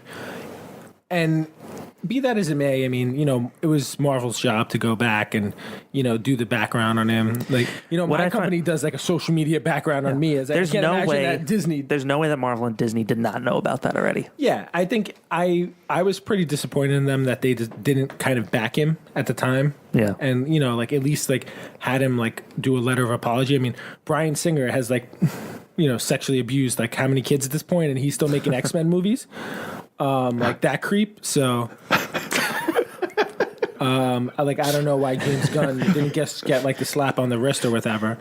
But I'm glad that the cast kind of like stood behind him, and they basically said, we're gonna do a crappy job. We're basically going to perform like Brie Larson in Captain Marvel and act like robots the whole time. No, I did read this. There was a rumor that they were. I get the feeling that TC doesn't like Brie Larson as Captain Marvel. I agree with them. I thought she was great. Back to this. I thought she was great in 21 Jump Street. I don't remember that. I don't remember her in that. Oh, okay, moving on. Yeah. No, but I read that they I don't know how true this is, that they were basically just going to do the bare minimum if James Gunn didn't come back, because they're required to perform. They're not required to perform well, So that would have been kind of funny to see them like intentionally trying to ruin a Guardians movie. Interesting. Wow. I don't know. I obviously he's done great in the first and second one. He's going to kill in the third one. Everybody's going to be happy that he's back. I just hope that it's as good as the rest. Any of you concerned now that Disney's got their hands on everything, on all the Marvel stuff? No, they're gonna Disneyfy the Marvels and make it wholesome. Like the X-Men stuff. Well, Bob Iger said they're going to keep Deadpool rated R. Definitely. Okay, yeah, because Disney is like family oriented. For the kids. Rogue One proves that they're not. Well, no, I agree with you there, but they have. Remember the movie when they killed every single character? Have been out there already. Now Disney has it, and now they're going to start making it. It's like, are they going to try to make it more? I think it'll definitely be different, but I don't think they'll make it kid friendly, so to speak. Okay. That's my only concern, that they're going to make it too the same as these current movies. I mean, they're not like specifically for kids. I mean, I think they're for the general audience of comic book fans, and and they've proven they can make a dark movie if they want to. And you got to remember, they're also not. They're doing this under the name Marvel. Like, they're not necessarily doing it under like the specific Disney brand. Like, do they show for Marvel and Star Wars movie, they don't show the castle. They don't show the name Disney anywhere except at the end. Okay. Yeah. So. Yeah, I'm just concerned that I get what you're saying. Soften it, and I mean maybe to a certain degree. I don't think they do that with Deadpool. Can you imagine them doing that to Wolverine? Like, no, I don't think they're going to do that though, because everybody was afraid of that with Star Wars, and it ended up that those movies were just bad, not kiddified. You got a point. Yeah. Rogue One was pretty grim, and it did have. It actually, it was the happiest ending I've ever seen in a movie recently. The fact that those two died at the end made me very happy. Wow. Brutal. After my favorite character died and I cried in the movie, those two died and then I was happy. Okay. The robot, Alan Tudyk. Many opponents died. Good stuff. It's gonna be very exciting to see where all this is gonna go. That wasn't they weren't the Bobbins. That was in Return of the Jedi. Wow. Oh, okay. Thank you. Just I can't wait to do a Star Wars trivia on the show. As big a fans as you guys are, I have a very eidetic memory, and I know most of the lines to the movies. Just not the ones I was playing before. None of those were Star Wars. You could have picked any line from any Star Wars movie from the original, and I would have gotten every one. What are the odds of successfully navigating an asteroid field? I definitely used to know it. 12%? 607. 3,721. Oh, yeah. I know there was a 700. I think that's it. All right. I never tell them the odds. I did know that at one point. All right, Disney, going to be really cool. It's going to be good stuff. Yeah. I think it's going to be a positive. Yeah. It just means more movies, more content, and more of our favorite characters, And then everything's under one umbrella. I mean, DC's approach to doing this, like, oh, we're just going to do standalone movies, is like, people already have all their characters together. It's like your problem wasn't that you were bringing these characters together and it wasn't working for you. You were bringing them together poorly. Like, that's not the problem. You don't need to go back to just standalone movies. You just need to do it well. I mean, their aversion to like following the Disney formula and, being their own person does not work. Disney formula works. Use that formula and just do it your own way. Yeah. Give your own twist to it. I don't know. I keep complaining about that. I just want good DC movies. There's always hope there. What's your favorite DC movie so far? Right now? Probably Aquaman. Interesting. Yeah. Nice. It's the best movie start to finish, I think. I agree with you. I think Wonder Woman's second for me and Aquaman's first. Yeah. I mean, I did like Wonder Woman. There's a lot of problems in that movie. Mm-hmm. Overall, it was great. Not her. Really I thought she was good. Yeah. I really like Man of Steel. But that's because I'm a Superman fan. Now, are you talking story-wise or who they casted for it? For Wonder Woman? For those movies. Oh. Both. Both? Okay. Yeah. Because I agree with you. It's like, so far, it's like Aquaman is definitely on top for the best DC movie that they've Because you can tell that they didn't rush it. Like, nothing else was like counting on that movie. Yeah. They're like, let's just make this movie really good. And then if they just approach that, even if they are linking it to another movie, you can just make it good like that. Yeah. I don't know. I just don't understand how they don't get it. Yeah, You mentioned Wonder Woman being number 2. It was like, I wouldn't. You didn't like it? I didn't care. I like Gal Gadot. Yeah. As an actress, I think she's a great actress. I think the first half of the movie was really good. I think it was a little downhill after that. Yeah. If I had to say after Aquaman, it would.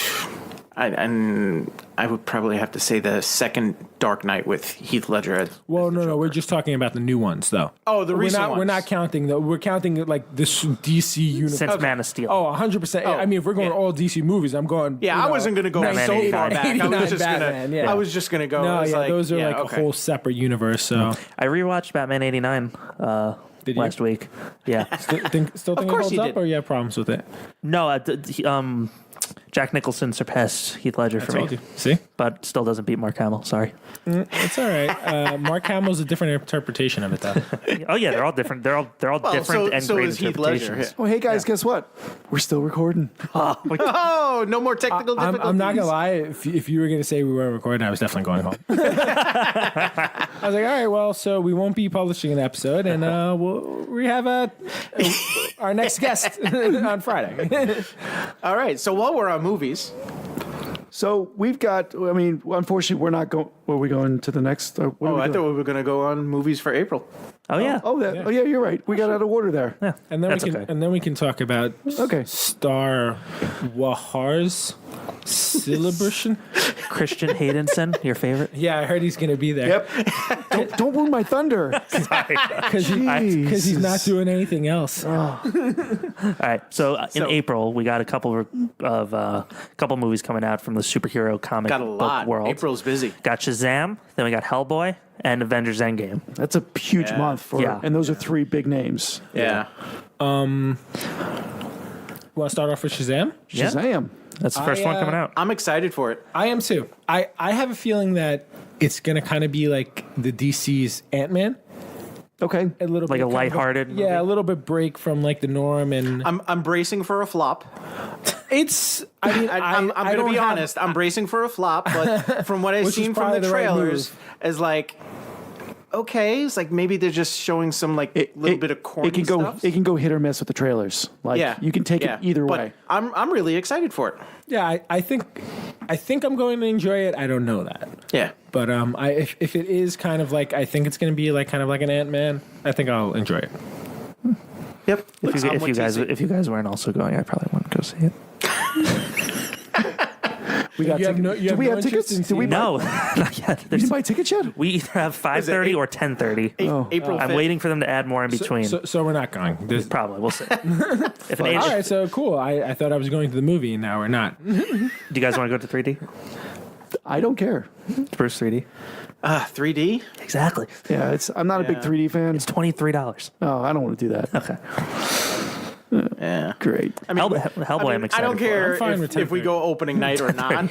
You know, if it's a 10:30 or Sunday night, it would be just me. Yeah. All right, let's schedule this off. We'll schedule this offline. Yeah. Okay. Hellboy. I'm very excited for Hellboy. I know a lot of people are kind of iffy about how he looks. I mean, I don't care about that. It doesn't look great. I have a little bit. It doesn't look great. Low expectations. Now, is this a reboot or is this continuation? I'm pretty sure it's a reboot. Yeah. It's a reboot? Yeah. Because it's a new actor. I've got very little interest in it. I have a problem. I'm hoping that the low expectations actually translate into me enjoying it, but I don't know. Yeah. When I see the trailer, and I've been seeing it quite a lot, it's like I see it and I look at his face and I'm like, I don't know. It just does not make me want to see it. And I've seen, kind of the first two, and he just looks. I think I said this to Jim before. He kind of looks like I'm going way back. The movie Mask. Oh, I thought you were with Cher. You know, the son that had that. I thought you were going to say he looks like the devil from what's that other movie from the 80s? Destiny or whatever, the one with Tom Cruise. No idea. You guys have to know this. What's the movie from the 80s with Tom Cruise? And there's a big devil character in it. Oh, Legend? Yes, he looks like the guy from that. Oh, yeah. No, I just when I see his face, is like I think of the movie Mask with Cher, with her son that has. Are we not recording it, Ken? Jim, you're doing stuff. No, we're good. Keep going. It's just it's like no, it's like he just looks wrong. I mean, otherwise, he is Hellboy, but I don't know his. No. Yeah, I don't know. It's just me, but I'm not excited, and that's fine. I don't know. I'm not excited for that dumb Avengers movie either. Are you guys planning on going to see it opening weekend? Because I can wait a couple. Guys, hang on a second. We've got somebody calling in on us here. Oh, calling. Hey, Billy, you there? Yo, Billy. What's up, Billy? Billy Tucci. How are you, sir? doing good. Am I on camera or no? No, you're on camera with us, but you're actually on our podcast right now. Oh, far up, Jimmy. How you doing? Is there so do you need my camera setup or no? No, I don't need your camera, buddy. Oh. So, hey, guys, so we've got the famous Mr. Billy Tucci here, an American patriot and a great artist. He's one of our favorite buddies here at Long Island Comic Guys, and we figured we'd get him on real quick to talk about his crowdfunding comics that he's got going on that we mentioned before. Yes, hello. Well, I kind of feel like I'm a Long Island comic guy, right? Oh, yes, you are. I believe I am. I'm part of the clique. Absolutely. You know, though I don't know how much. I mean, after all, my friends do come to my house and they bring their own dinner. It's kind of weird when I invite we were them told to do over. so. Good stuff. So what are we talking about, guys? What's going on? So we wanted you to come on and talk about your crowdfunding comics that you got going on.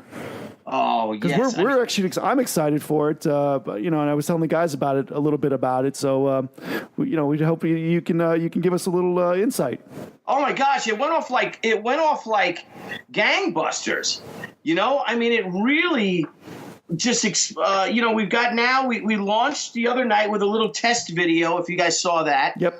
And, you know, we just put it out there, invite some friends on and all. And then yesterday, Brian Polito came on, who I like to refer to as the king of Kickstarter. And Brian came on from his Lady Death Scorched Earth YouTube channel, and he spent an hour with us, and it was amazing. We great. If I go to the views and all, but let me find it here. If you guys can give me a second. No, I'm take your sorry. time. I know you're probably running down a little bit. No, we're good. But, it was wonderful. I mean, we had Brian on for a whole hour. He went and showed us around the entire the Coffin Comics studios.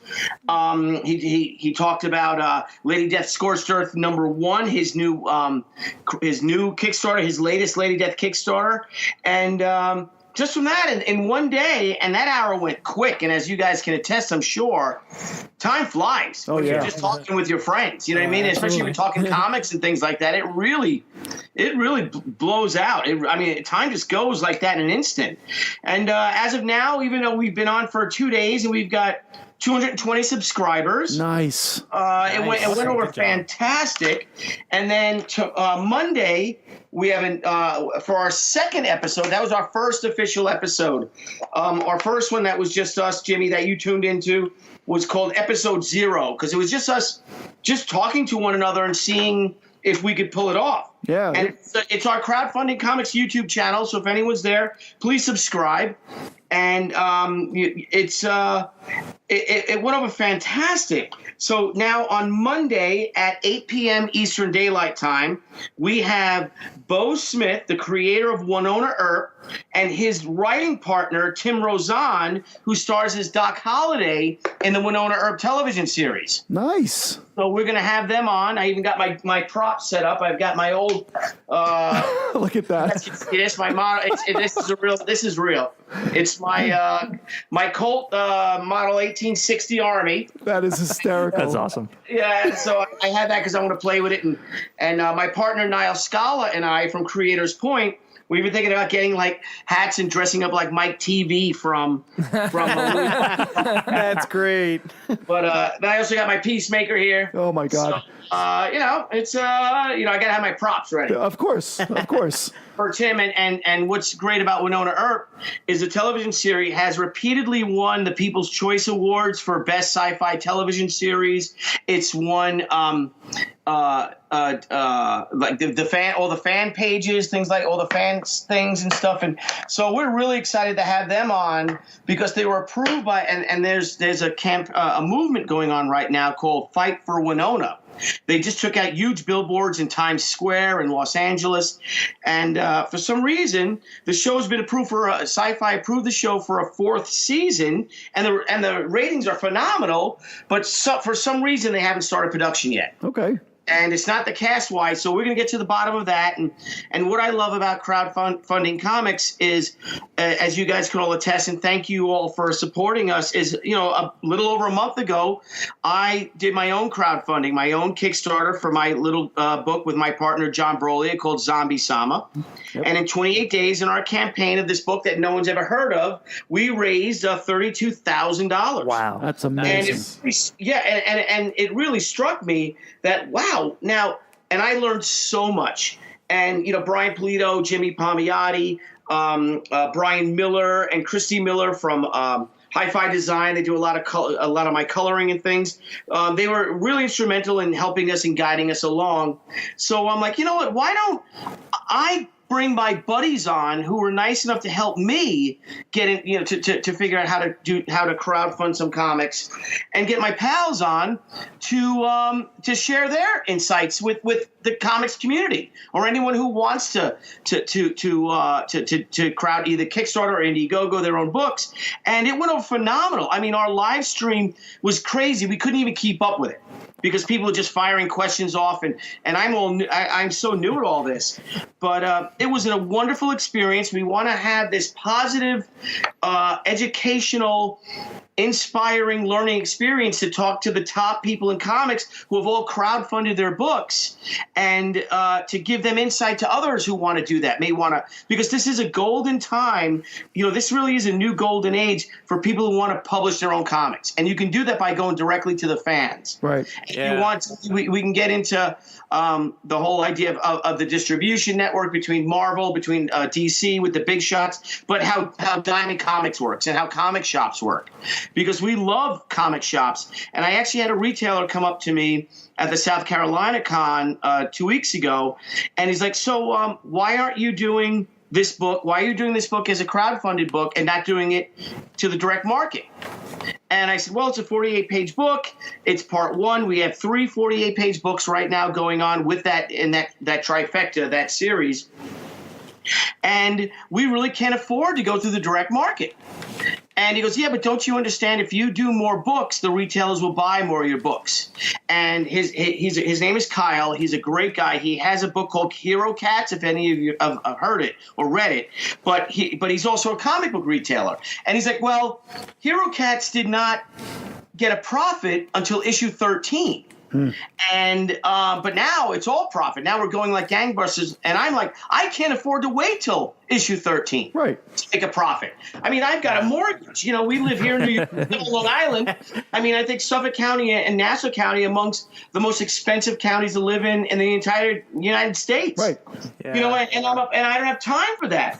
And I said, well, if Diamond or you guys can guarantee me 30,000 books sold, I'll go through Diamond first. Because we did with Zombie Sama, we did go through Diamond first about 12, 15 years ago. We did a Zombie Sama, our first Zombie Sama graphic novel, which was 48 pages. And I think we sold 1,200 copies.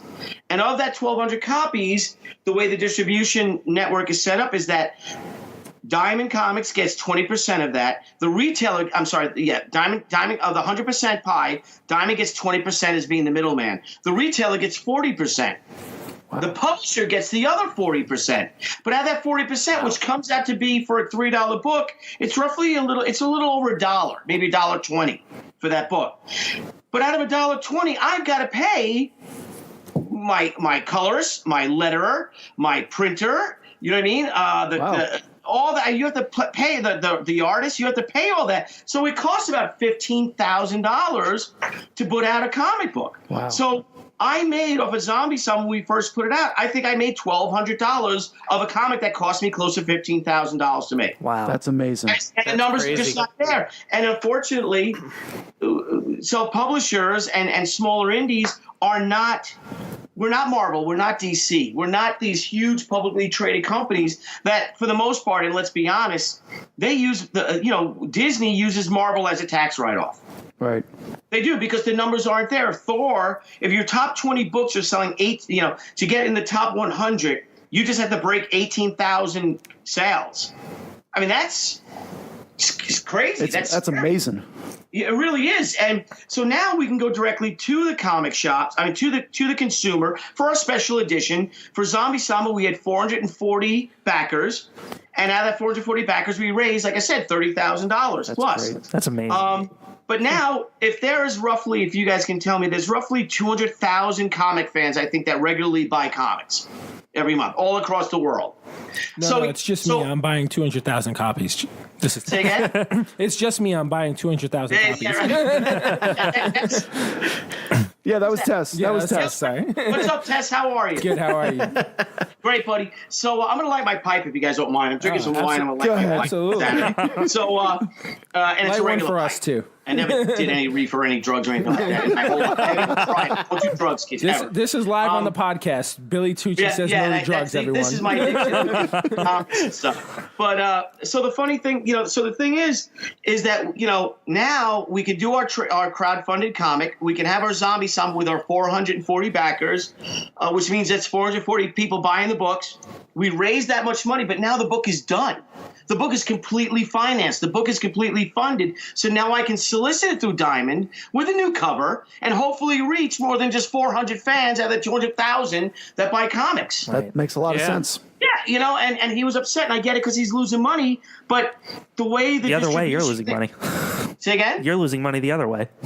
Yeah, absolutely. We're getting creamed. We're getting killed, and that's not and not anymore. That's it. That's great. So that's where we're going with that. And then I learned, too, if I may keep going, is that a lot of people have pain, just like in the industry. And there are a lot of reasons for this, a lot of varying reasons for this. And I think you guys should do a show on it if you haven't already, is the great divide in comics. And we're not talking Marvel and DC fans anymore. We're talking consumers. So there are people that will not buy from Indiegogo, fans.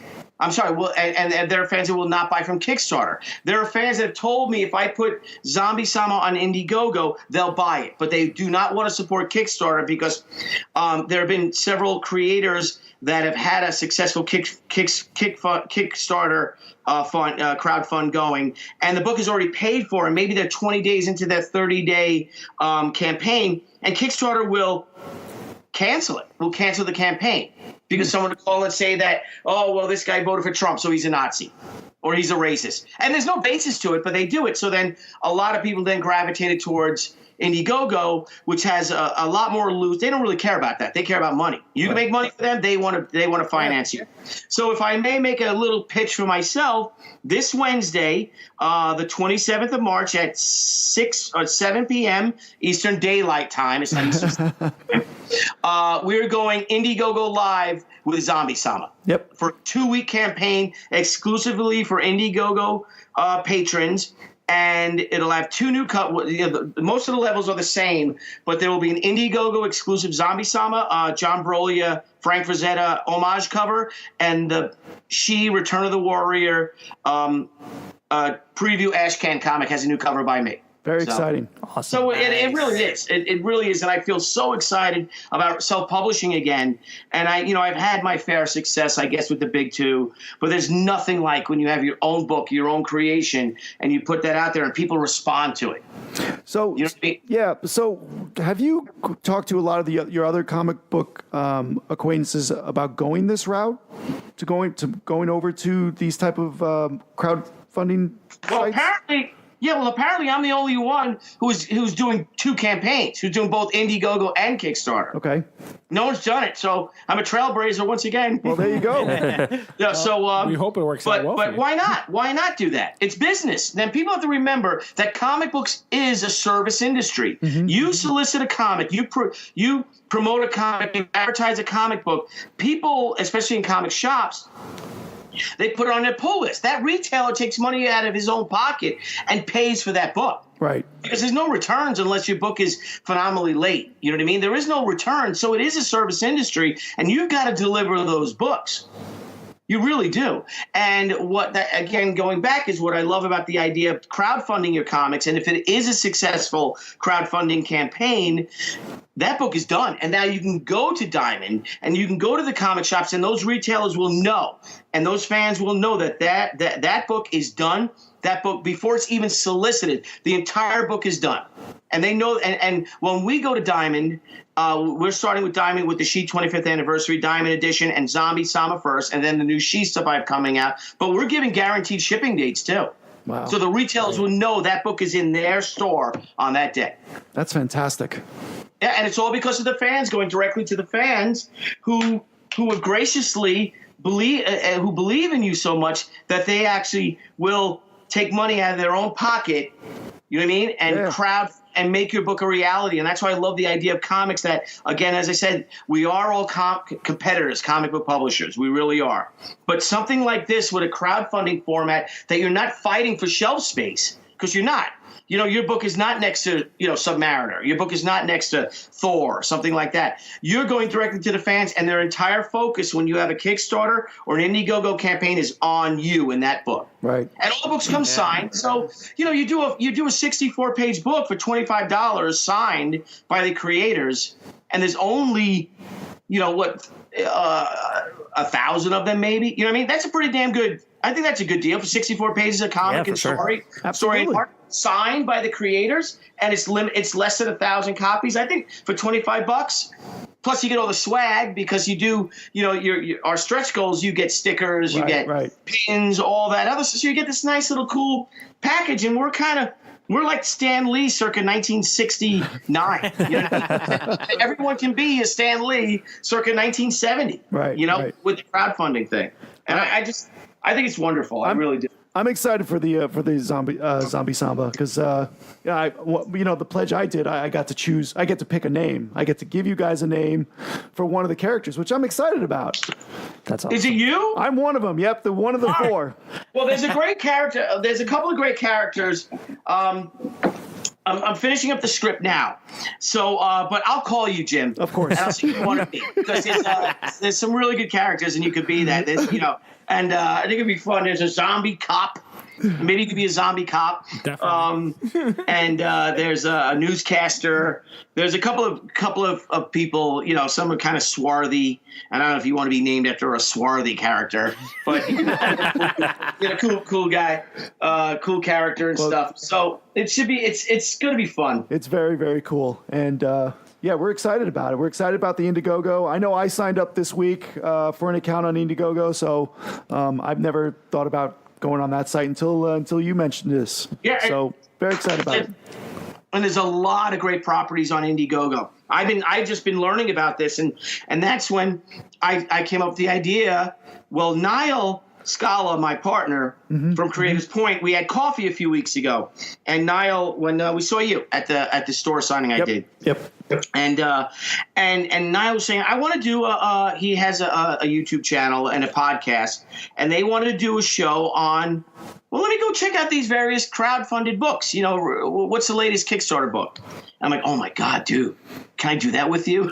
I said, I have a million ideas for that. And it just took off from there. And this has literally been 3 weeks that we decided to do this. And we're already booked into May of the top comic book creators out there that want to go and share their experiences, or even some of them are mainstream guys that have never done this, but they're fascinated by the idea themselves. So they're coming in as fans too, because as you know, we're all fans. Right. All of us. That's how we got into this industry. So they're very, very curious about it, to say the least. And being a reader too, I'm excited because I get to learn about the other books that are on there. Because especially Kickstarter, it's so huge. There's so much stuff on there. You don't have time to look up everything. So just the other night where you did the episode 0, I did look at some of the guys that were saying that they have books on Indiegogo or on Kickstarter, and I looked them up, and it was fascinating to see that hey, there are other things out there besides all this other stuff that's there. Yeah, and create this positive community of comic book creators and fans, and those that maybe they're fans that want to become comic book creators, and it's really great because it's a positive thing. Going back, and I know I jump around a lot, forgive me. My son had a wrestling tournament. It was from about 12 p.m. to about 6:30, 6:45. It was the middle school wrestling championship on Long Island, on Suffolk County. And but some guys actually came from Harlem. There were some kids from Harlem and all. And then it's my mother-in-law's she doesn't want to hear her birthday. I won't tell her. Birthday, smart move. Birthday. And so we just came back from the birthday party, and then I saw your text. But I want to be positive. I want to be helpful. I want to share because I've learned so much. I'm so blessed. I've been so lucky and fortunate in this industry. And of course, plus, as Jim, we were talking, I married a smart woman.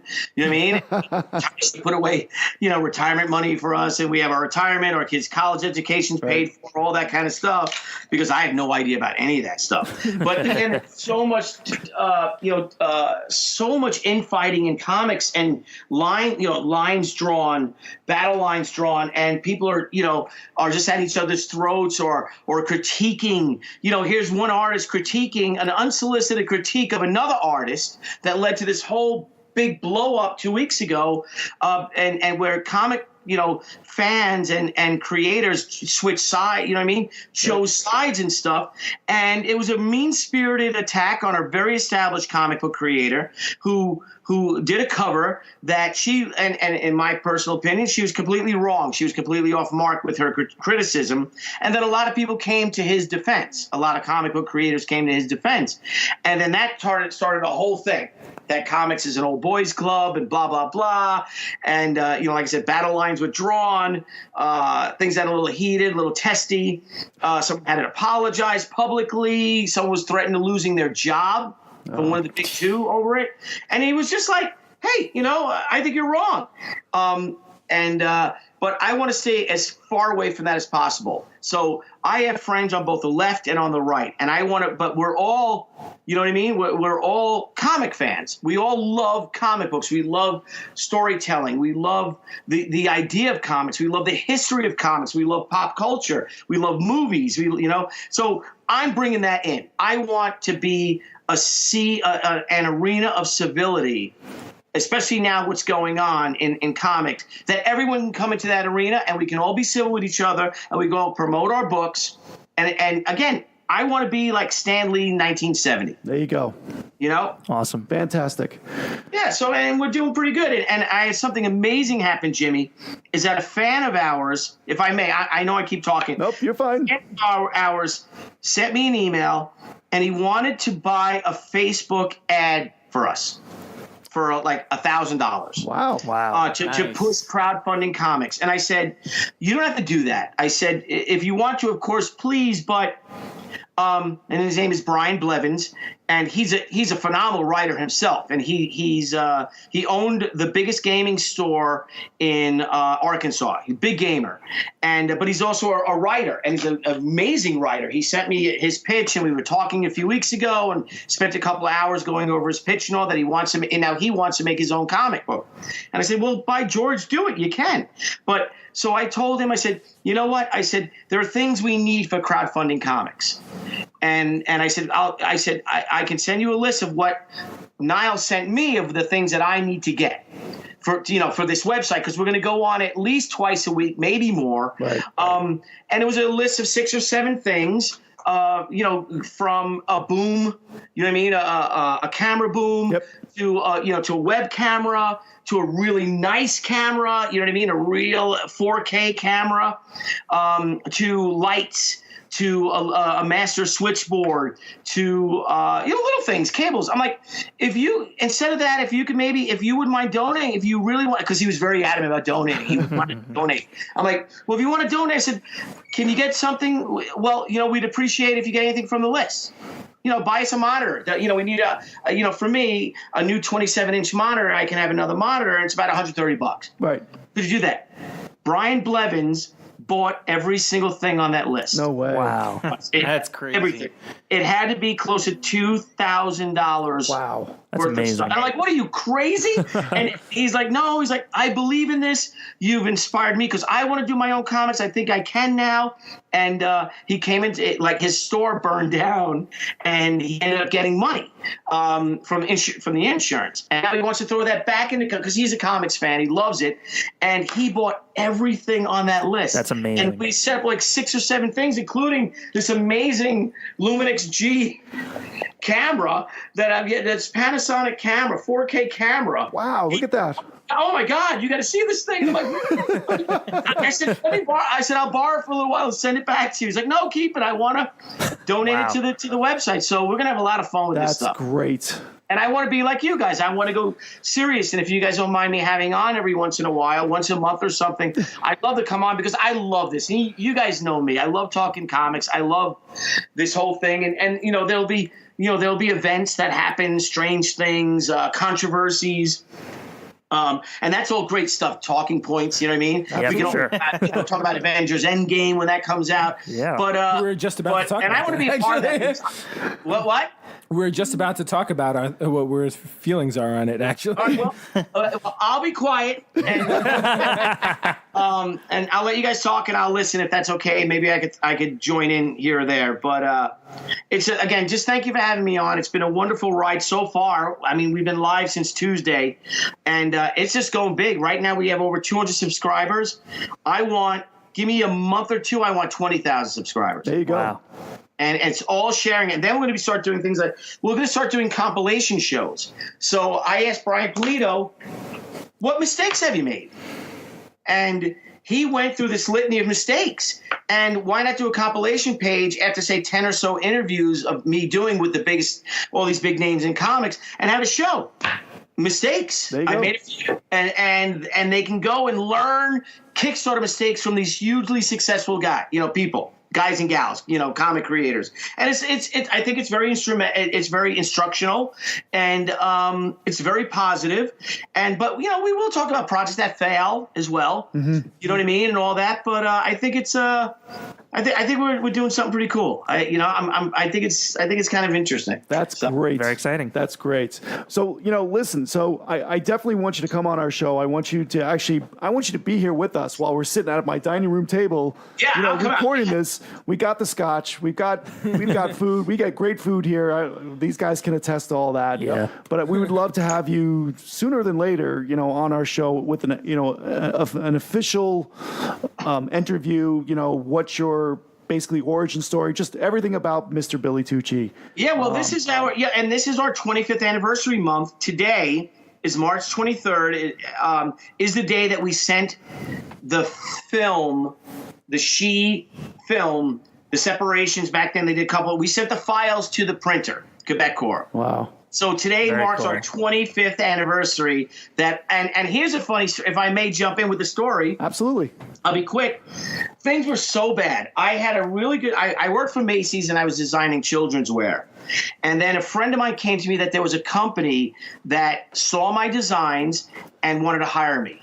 Now, for Macy's, I think I was making, this is back in the day now, this is going back almost 30 years. When was it going? When were we at war? What was that? 29 years ago? 29 years ago, yeah. 29 years ago. So after that was all said, and I was working at Macy's, and this new company came. A friend of mine from college worked for this other company and said, dude, you got to see this new company. They seen you. I showed them your stuff. They want to hire you. They want to pay you $35,000 a year. Back then, I'm like, oh my God, 35. Yeah, I'll do that. So I left Macy's because Macy's was paying me $23,000 a year. And then they counter offered with $30,000. So I ended up working for this other company. And within 2 months of me leaving Macy's, that company went out of business. Oh. So now I'm struggling doing freelance work. I'm doing Betty Boop T-shirts, things like that.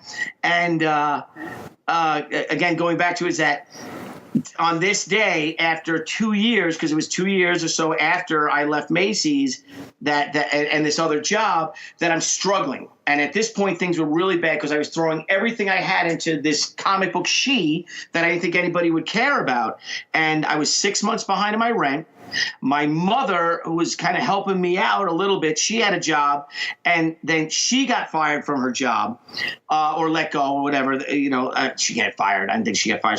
She got laid off. I'm driving the truck to go to the separators because I have to get the color separations, the files, to the printer. It's got to go FedEx overnight to get to them because this is the last day they can print it to get into the month of March, and the car breaks down.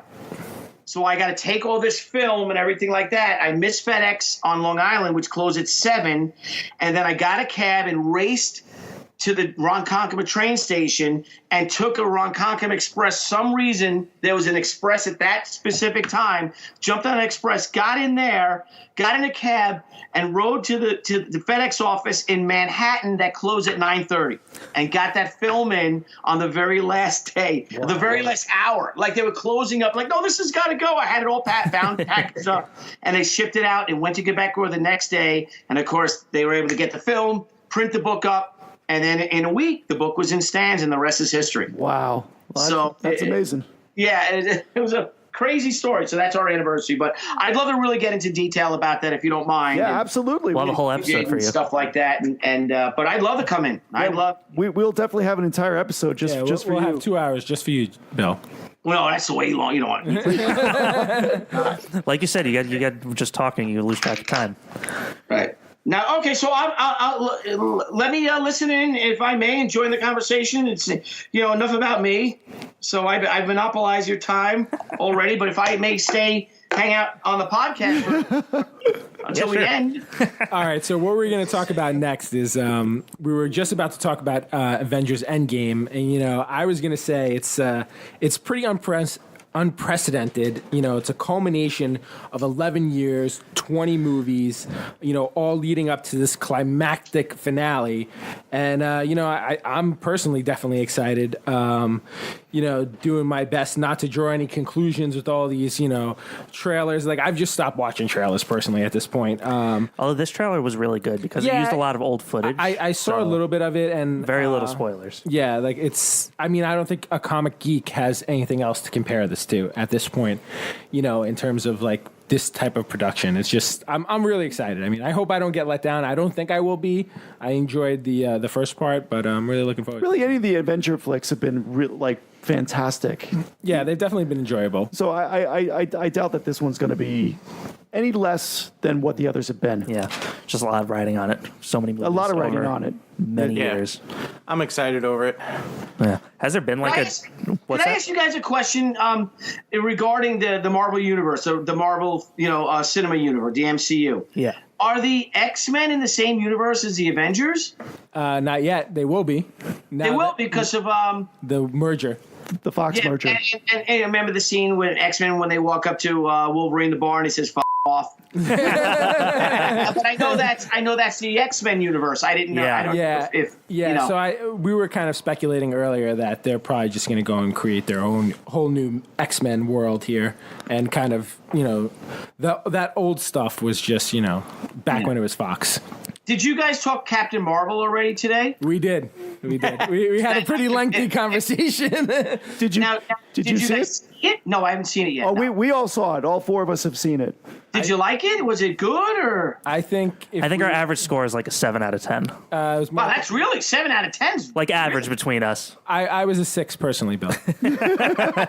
That's tested. That's still pretty good. Yeah, it's not terrible. It's just it was okay. It'd be a 5, right? I mean, wouldn't pretty good be a 5? Yeah, good would be a 7, right? Yeah. I mean, 8 has to be very good. Yeah.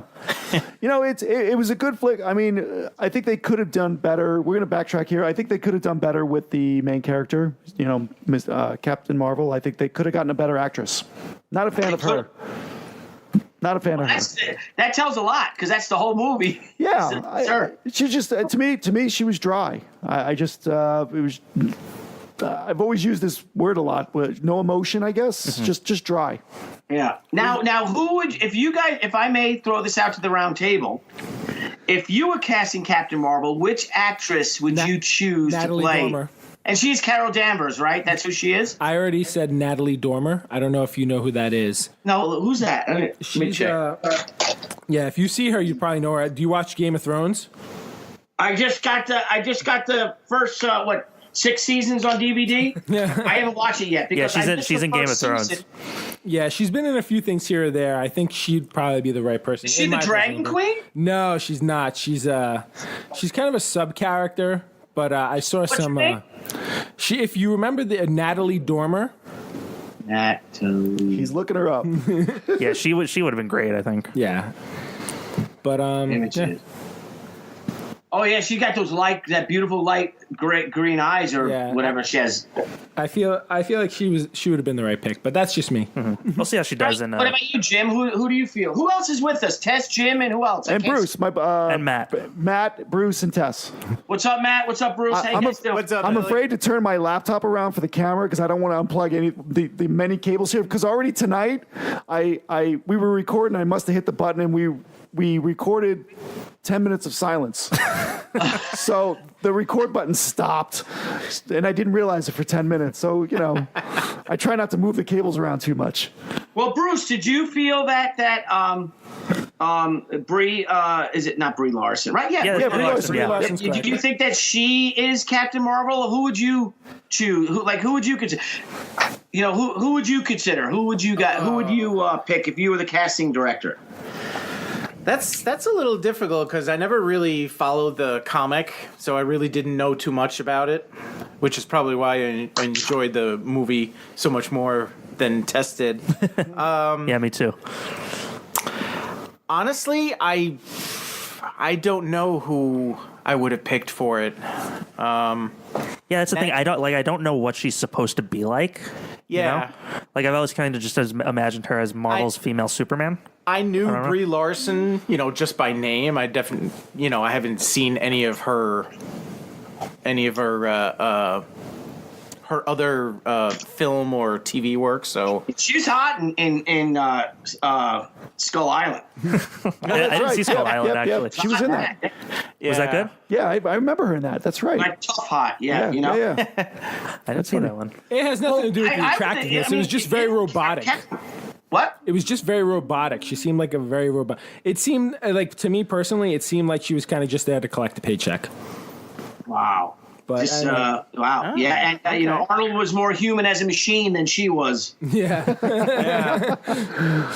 Good stuff. Yeah, works out. How about you, Jim? Who do you think? The Natalie Dormer makes sense. Yeah, I didn't even think of that until he said it. After he said it, I and was I'm a big Game of Thrones fan. I'm a visionary. What can I say? I've seen multiple times all the Game of Thrones, and it makes somewhat sense there. Yeah, I could definitely see that. How about Charlize Theron? Is she too old? I think that's the problem. I think they want someone for the next 10 years. I think if they had decided to do it 10 years ago, she'd be definitely in the conversation. I would have liked to see her 10 years ago as Captain Marvel. Good stuff. Yeah, I could see that. Yeah, that's the thing. They're not going to cast somebody like this just to keep for like 3 or 4 years. It's good for the long run. Exactly. Yeah, they're going for the next round of heroes now that we're probably getting towards the end of like the Tony Robert Stark Downey, and the Chris Evans. We're losing those big names. They're trying to create a next gen. She's the start of the new batch. Exactly. We'll see how she does in Endgame, though.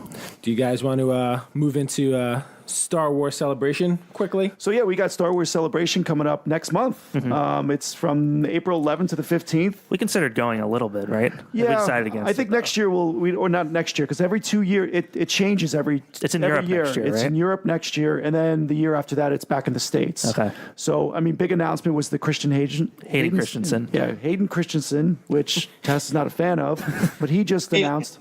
Tess's favorite person. And then, but we've got Billy D. Williams is going to be there, which we've met already. We've met him.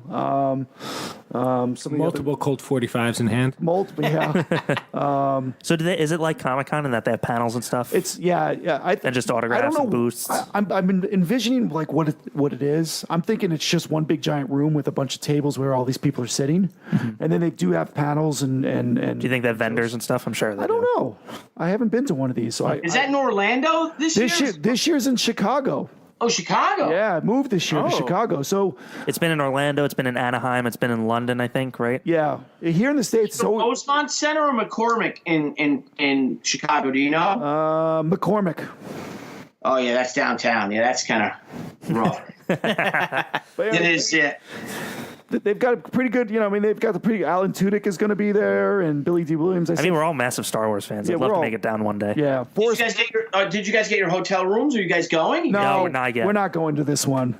Oh, okay. Yeah, we'd like to at some point, maybe in the next few years.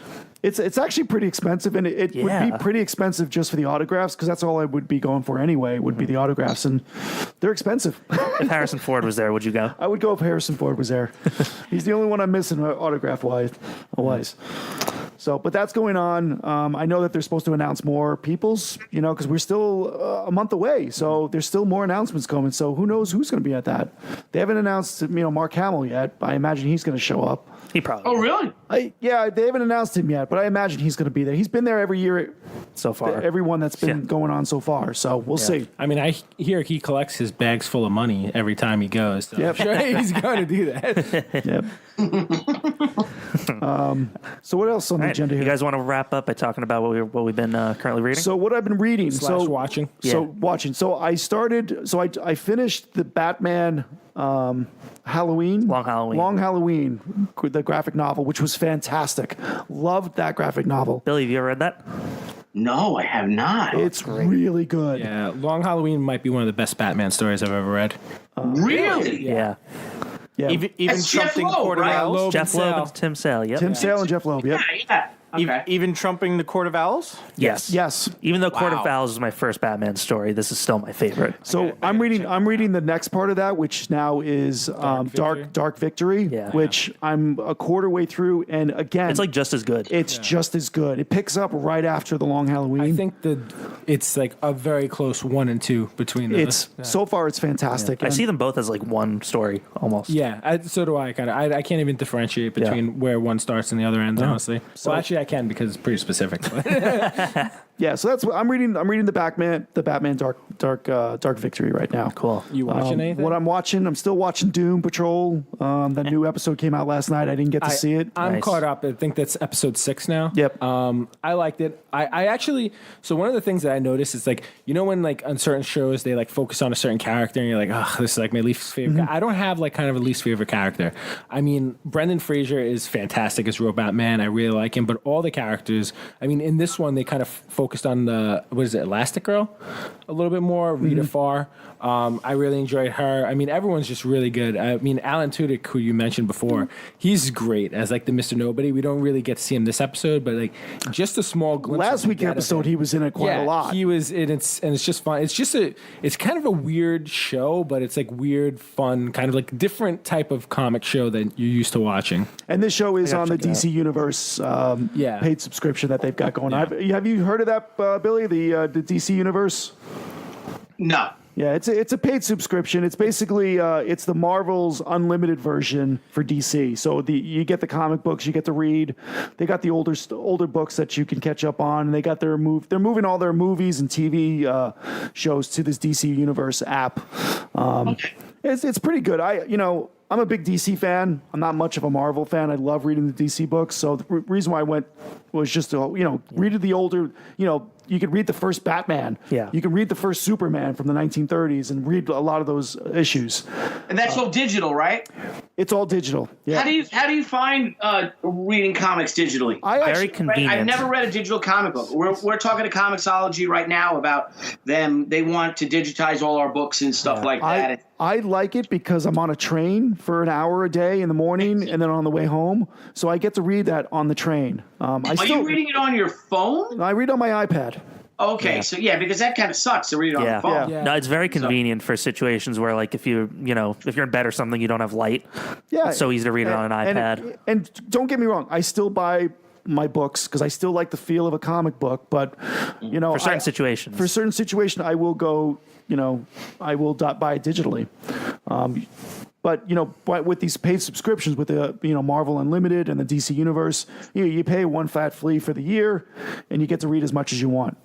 But then DC also has all their TV shows, like with this Doom Patrol and the Titans, which is a fantastic show. The season, which was great. I think Swamp Thing is next. Swamp Thing is next, which I'm actually really excited for. So it's a nice outlet to catch up on all this type of stuff.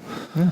What was the story about Adrienne Barbeau is returning to Swamp Thing? She'll be on the TV show? Yes, I don't know who she's playing, but she is returning for the new TV show that they're doing. I think they did. I forgot who they said, but they also casted who's going to be Swamp Thing as well.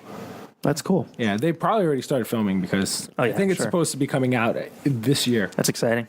I'm really excited. Cool. Yeah. I've also I tried to watch this Deadly Class. I think it's on FX. Have you read it? I haven't read Deadly Class. Fantastic. Is it? Yeah. I can't get into the show. I haven't watched it at all. I watched the first episode. I barely got through the first episode. I'm like, this is lame. And I can't get into it. If you're telling me the book is good, I'll check out the book. Yeah, definitely. It's good. Cool. Did you guys discuss the Umbrella Academy? Yes. I actually just finished it yesterday. So did I recently loved it. We love it. Have you watched You finished it? Yeah, I watched the first couple of episodes and I loved it. Have you read it? What? Have you read the book? No. But I think that Gerard Way and My Chemical Romance are one of my favorite bands. I think they produced the greatest album of the 21st century. Absolutely. Wow. I really do. I really friggin' do. And the funny thing is that, I've been nominated for 4 Eisners, and my last Eisner, I think, was 2013 or something. And he's always at the Eisners. He's been at, especially since he started the Umbrella Academy. And he wasn't there that year because I wanted to meet him and I wanted to tell him, you made the greatest album of the 21st century. That's cool. No, it was a great show, though. Oh, my goodness. I will agree with you, Jim. I don't care for Ellen Page in it. 7, Vanya. Yeah. I liked her more as it went on. She became less like... I don't like Billy. I don't like Ellen Page in the Umbrella Company. I just Umbrella Company? Umbrella Academy. Electric Company? Electric Company, that's right. Yeah, I don't, I like Ellen Page. I like her too, just not in that. What's that? I like her too, just not in this. Yeah, I like her, okay, but I don't know. She seems like she's Ellen Page. She's like an activist now. Yeah. And I'm like, shut up and act. Yeah, the whole thing with that Jussie Smollett, whatever it's Smollett thing. Yeah. Then she went on Conan or Jimmy Kimmel or the other guy, whatever, and she went on there. And she was saying, this is hateful. And the guy's a bullshit.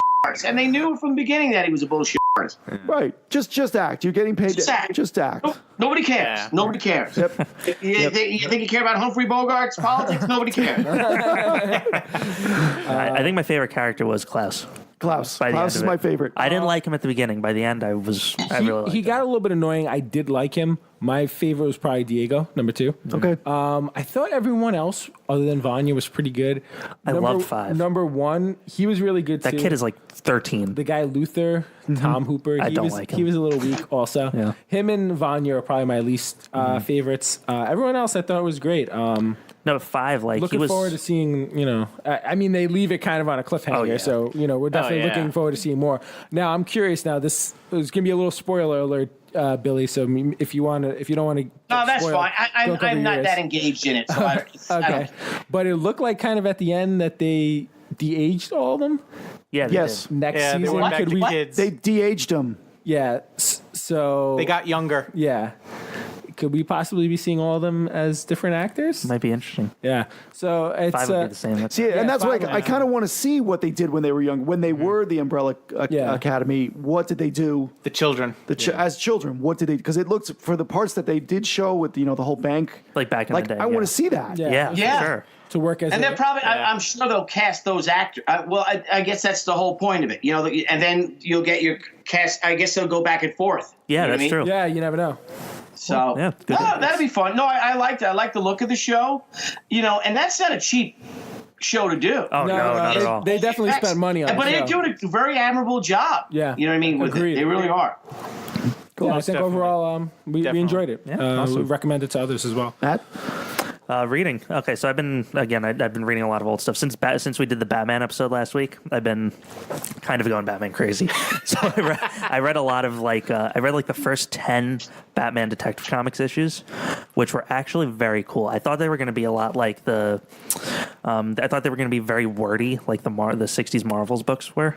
But these were just cool detective stories. Batman kills people very often, which was interesting. He literally snapped a guy's neck as he was hanging out the window. It was just cool to see that side of him, that early side. That's awesome. Yeah. What else? I read.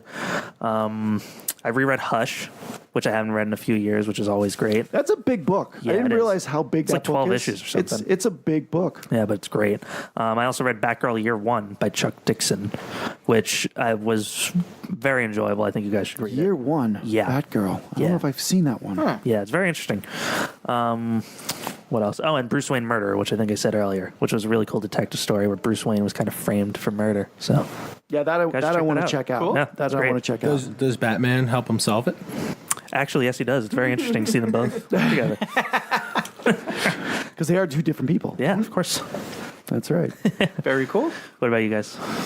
The only one I'm currently reading is Die, Die, Die. Oh, really? How is that? Started back in last year, July. It's actually kind of interesting. Is that the Kirkman? Kirkman. That was book? the secret book that they didn't even. I have that first. Okay. Yeah, it's I read the first one, and when the guy's nose got cut off, I'm like, what? How many issues are they in that? I think they're up to number 8. Really? Yeah. Wow. But it's all like now.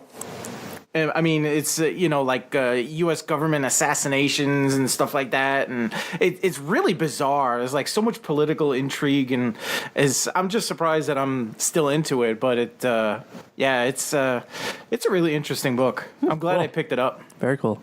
How about you, Tess? I'm not actually reading anything because unlike you guys, I've been getting ready for the Suffolk show. I'm going through the 7th. Well, you also have 13,000 times more books than we do.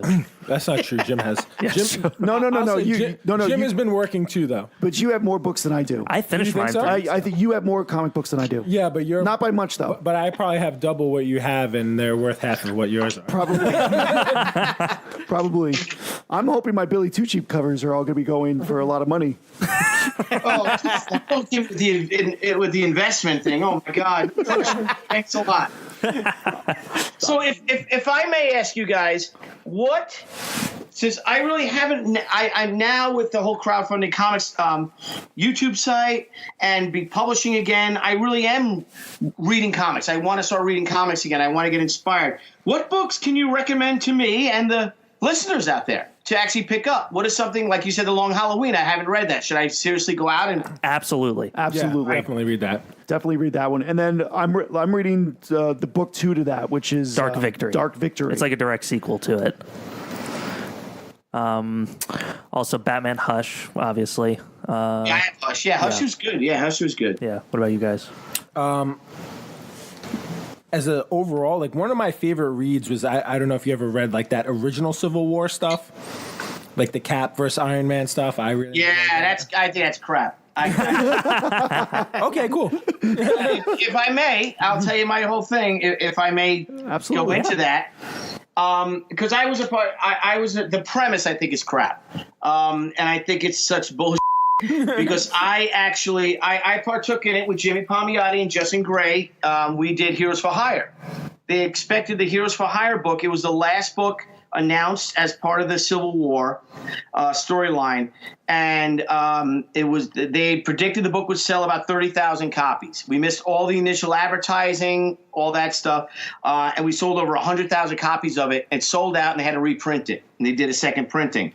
But I was at a panel, and interestingly enough, I think this is the last work I did for Marvel. It was 2007, and they were talking about Civil War with the Superheroes Registration Act, Superpowers Registration Act, or something it was called. Mm-hmm. And so I said, I'll answer a question. It was a big Marvel panel. All the big wigs with Marvel were there. All the writers, artists, editors, editor-in-chief, all that. And I'm just listening to them tell about, and I think it was Mark Millar's storyline. Was it Mark who? Yeah, I think it was. Yeah. So, and he's brilliant. And I said, okay, so who here, if I may, ask a question on the panel? And they said, sure. And I said, who here among you is on Tony Stark's side? That think you should have to register your superpowers, and there had to be of the 2,000 people in the audience. It was at the Philadelphia Comic-Con or the Baltimore Comic-Con or something like that. There had to be 100 people. You know what I mean? Like if that actually raised their hand. I said, who here is on Cap's side? And the whole room erupted. And they were building this in, Bush was president. They were building this up as that, Tony Stark here is the conservative. He's the Republican guy. And he's going at this saying you have to register your powers. So I said, all right, so you people out there feel that if I have the ability to kill every single person in this room right now, I shouldn't have to register that power.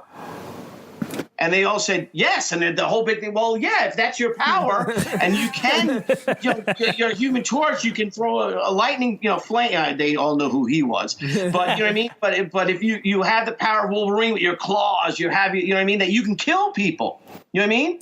With this ability, you should have to register that, and they were all against it. Everyone that they and I said, all right, well, how do you feel about gun control? Oh my God.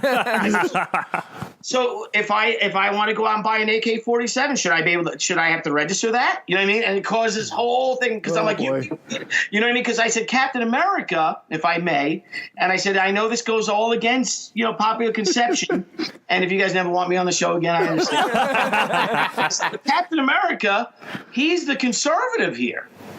The progressive is Tony Stark that wants bigger government, that wants the government to control everything. And needless to say, that created this entire debate, and we totally got off subject because then people started turning, you know what I mean? And then, let's move on. Let's go to something else. Since after that. So, that's funny. So that's my little thing. All right, I'm sticking to it. My second book's going to be I Hate Fairyland by Scotty Young, then. What? Scotty Young is amazing. I Hate Fairyland. It's kind of a fun. Do you know the book? Yeah, I actually own a copy of it that Scotty gave me. I was sitting next to him at ChicagoCon, and he gave me one of them. Yeah, it's a little different. It's like if they would have caught Dorothy on her worst day. It's like a Wizard of Oz meets Alice in Wonderland, and the girl was completely incapable of ever leaving. Wow. Good stuff. Yeah, I have a collection of books that have been given to me by my friends, and one I started reading because getting back into everything again. I started reading Chew. I hear that is great. I love it. Brilliant. If I may, can we curse on here? Am I or no? That's fine. I apologize. No, you've already cursed 5 times. I apologize, Jim. I won't do it anymore. I'm going to try to beep it out. Don't worry about it. Yeah, okay, good. I'm going to try. It's brilliant. You want to cut this whole segment out? Cut the whole segment out. But Chew is brilliant. Bruce reads that. Oh, it was such a great. I was anticipating every month for the next issue because it was just so entertaining. And when I finished it, it was like I wanted to get my hands on the next one like the next day. It was like I can't wait. And a lot of comic books are missing that. You miss the anticipation of the next month. It's like you get to the next issue and you forget what happened last issue. Right. Yeah. Right. Yeah. It's very rare that you find a book that does that. Could you imagine being a kid, and I don't think any of us are that, well, I am, but I didn't read it back because I wasn't into comics then. The whole Gwen Stacy saga. Can you imagine having to wait? You know what I mean? When that whole thing with Green Goblin and everything like that happened, could you imagine that? I don't know if you guys have. I see that as something so phenomenal. Yeah. That whole story. And every month, like, oh my God, what was happening in my world? Everything like that. There was another one. I also read Revival, which I found. Is that Image? That's Image. Yeah, that's Image as well. Image has a lot of good books. I got into it, and it got a little. It got a little weird with the story, but I stuck with it, and on the whole, it was a very interesting series to read. So, yeah, it was pretty good. Billy, have you read Superior Spider-Man? No. You should absolutely read Superior Spider-Man. Superior Spider-Man. Now, can you give me a little, what is Superior Spider-Man? So, what was it? Issue 700. 700? Of Amazing Spider-Man. So, Doc Ock actually. Oh, wait, so it's Amazing Spider-Man. It's Amazing Spider-Man. It's a Superior Spider-Man story arc. No. So, Amazing Spider-Man ended at issue 700 for a little bit, and then they went and they created a new series, Superior Spider-Man. So, basically, Doc Ock winds up putting his brain in Peter Parker's body and becomes like this superior Spider-Man. It sounds ridiculous. It is one of the best stories I've ever read. Yeah. It's a pretty good run. What's that? Who did that? Who wrote that? Dan Slott, I think. Slott. Yeah, I think so. Yeah, it's a fantastic book, though. It's totally like out of left field. Like everybody was really pissed off when it happened, but it ended up being. Oh, really? Everybody was like, "How could you do that?" But it ended up being a really good story. It's kind of like Dr. Octopus.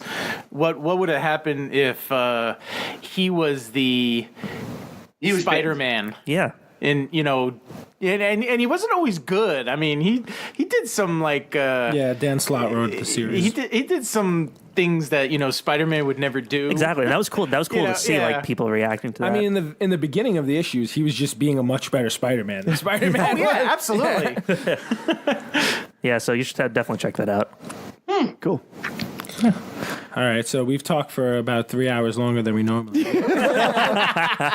I guess the last thing is we're kind of getting ready for the Suffolk Comic-Con. Billy, are you going to this one? I am April going 14th? to the Suffolk County Art and Comic Art Art and Comic Expo. Cool. We'll see you there then. We will see you there. Yes, please. We're going to be we have a vendor booth set up this year. Are you guys doing a live podcast from there, or probably not? No. we'll get up to that point eventually. We are gonna do some little interviews there, here and there. I have a portable mic, which we'll do some little interviews off and on. But no, we've got some books we're gonna get rid of because we have so much we want to offload.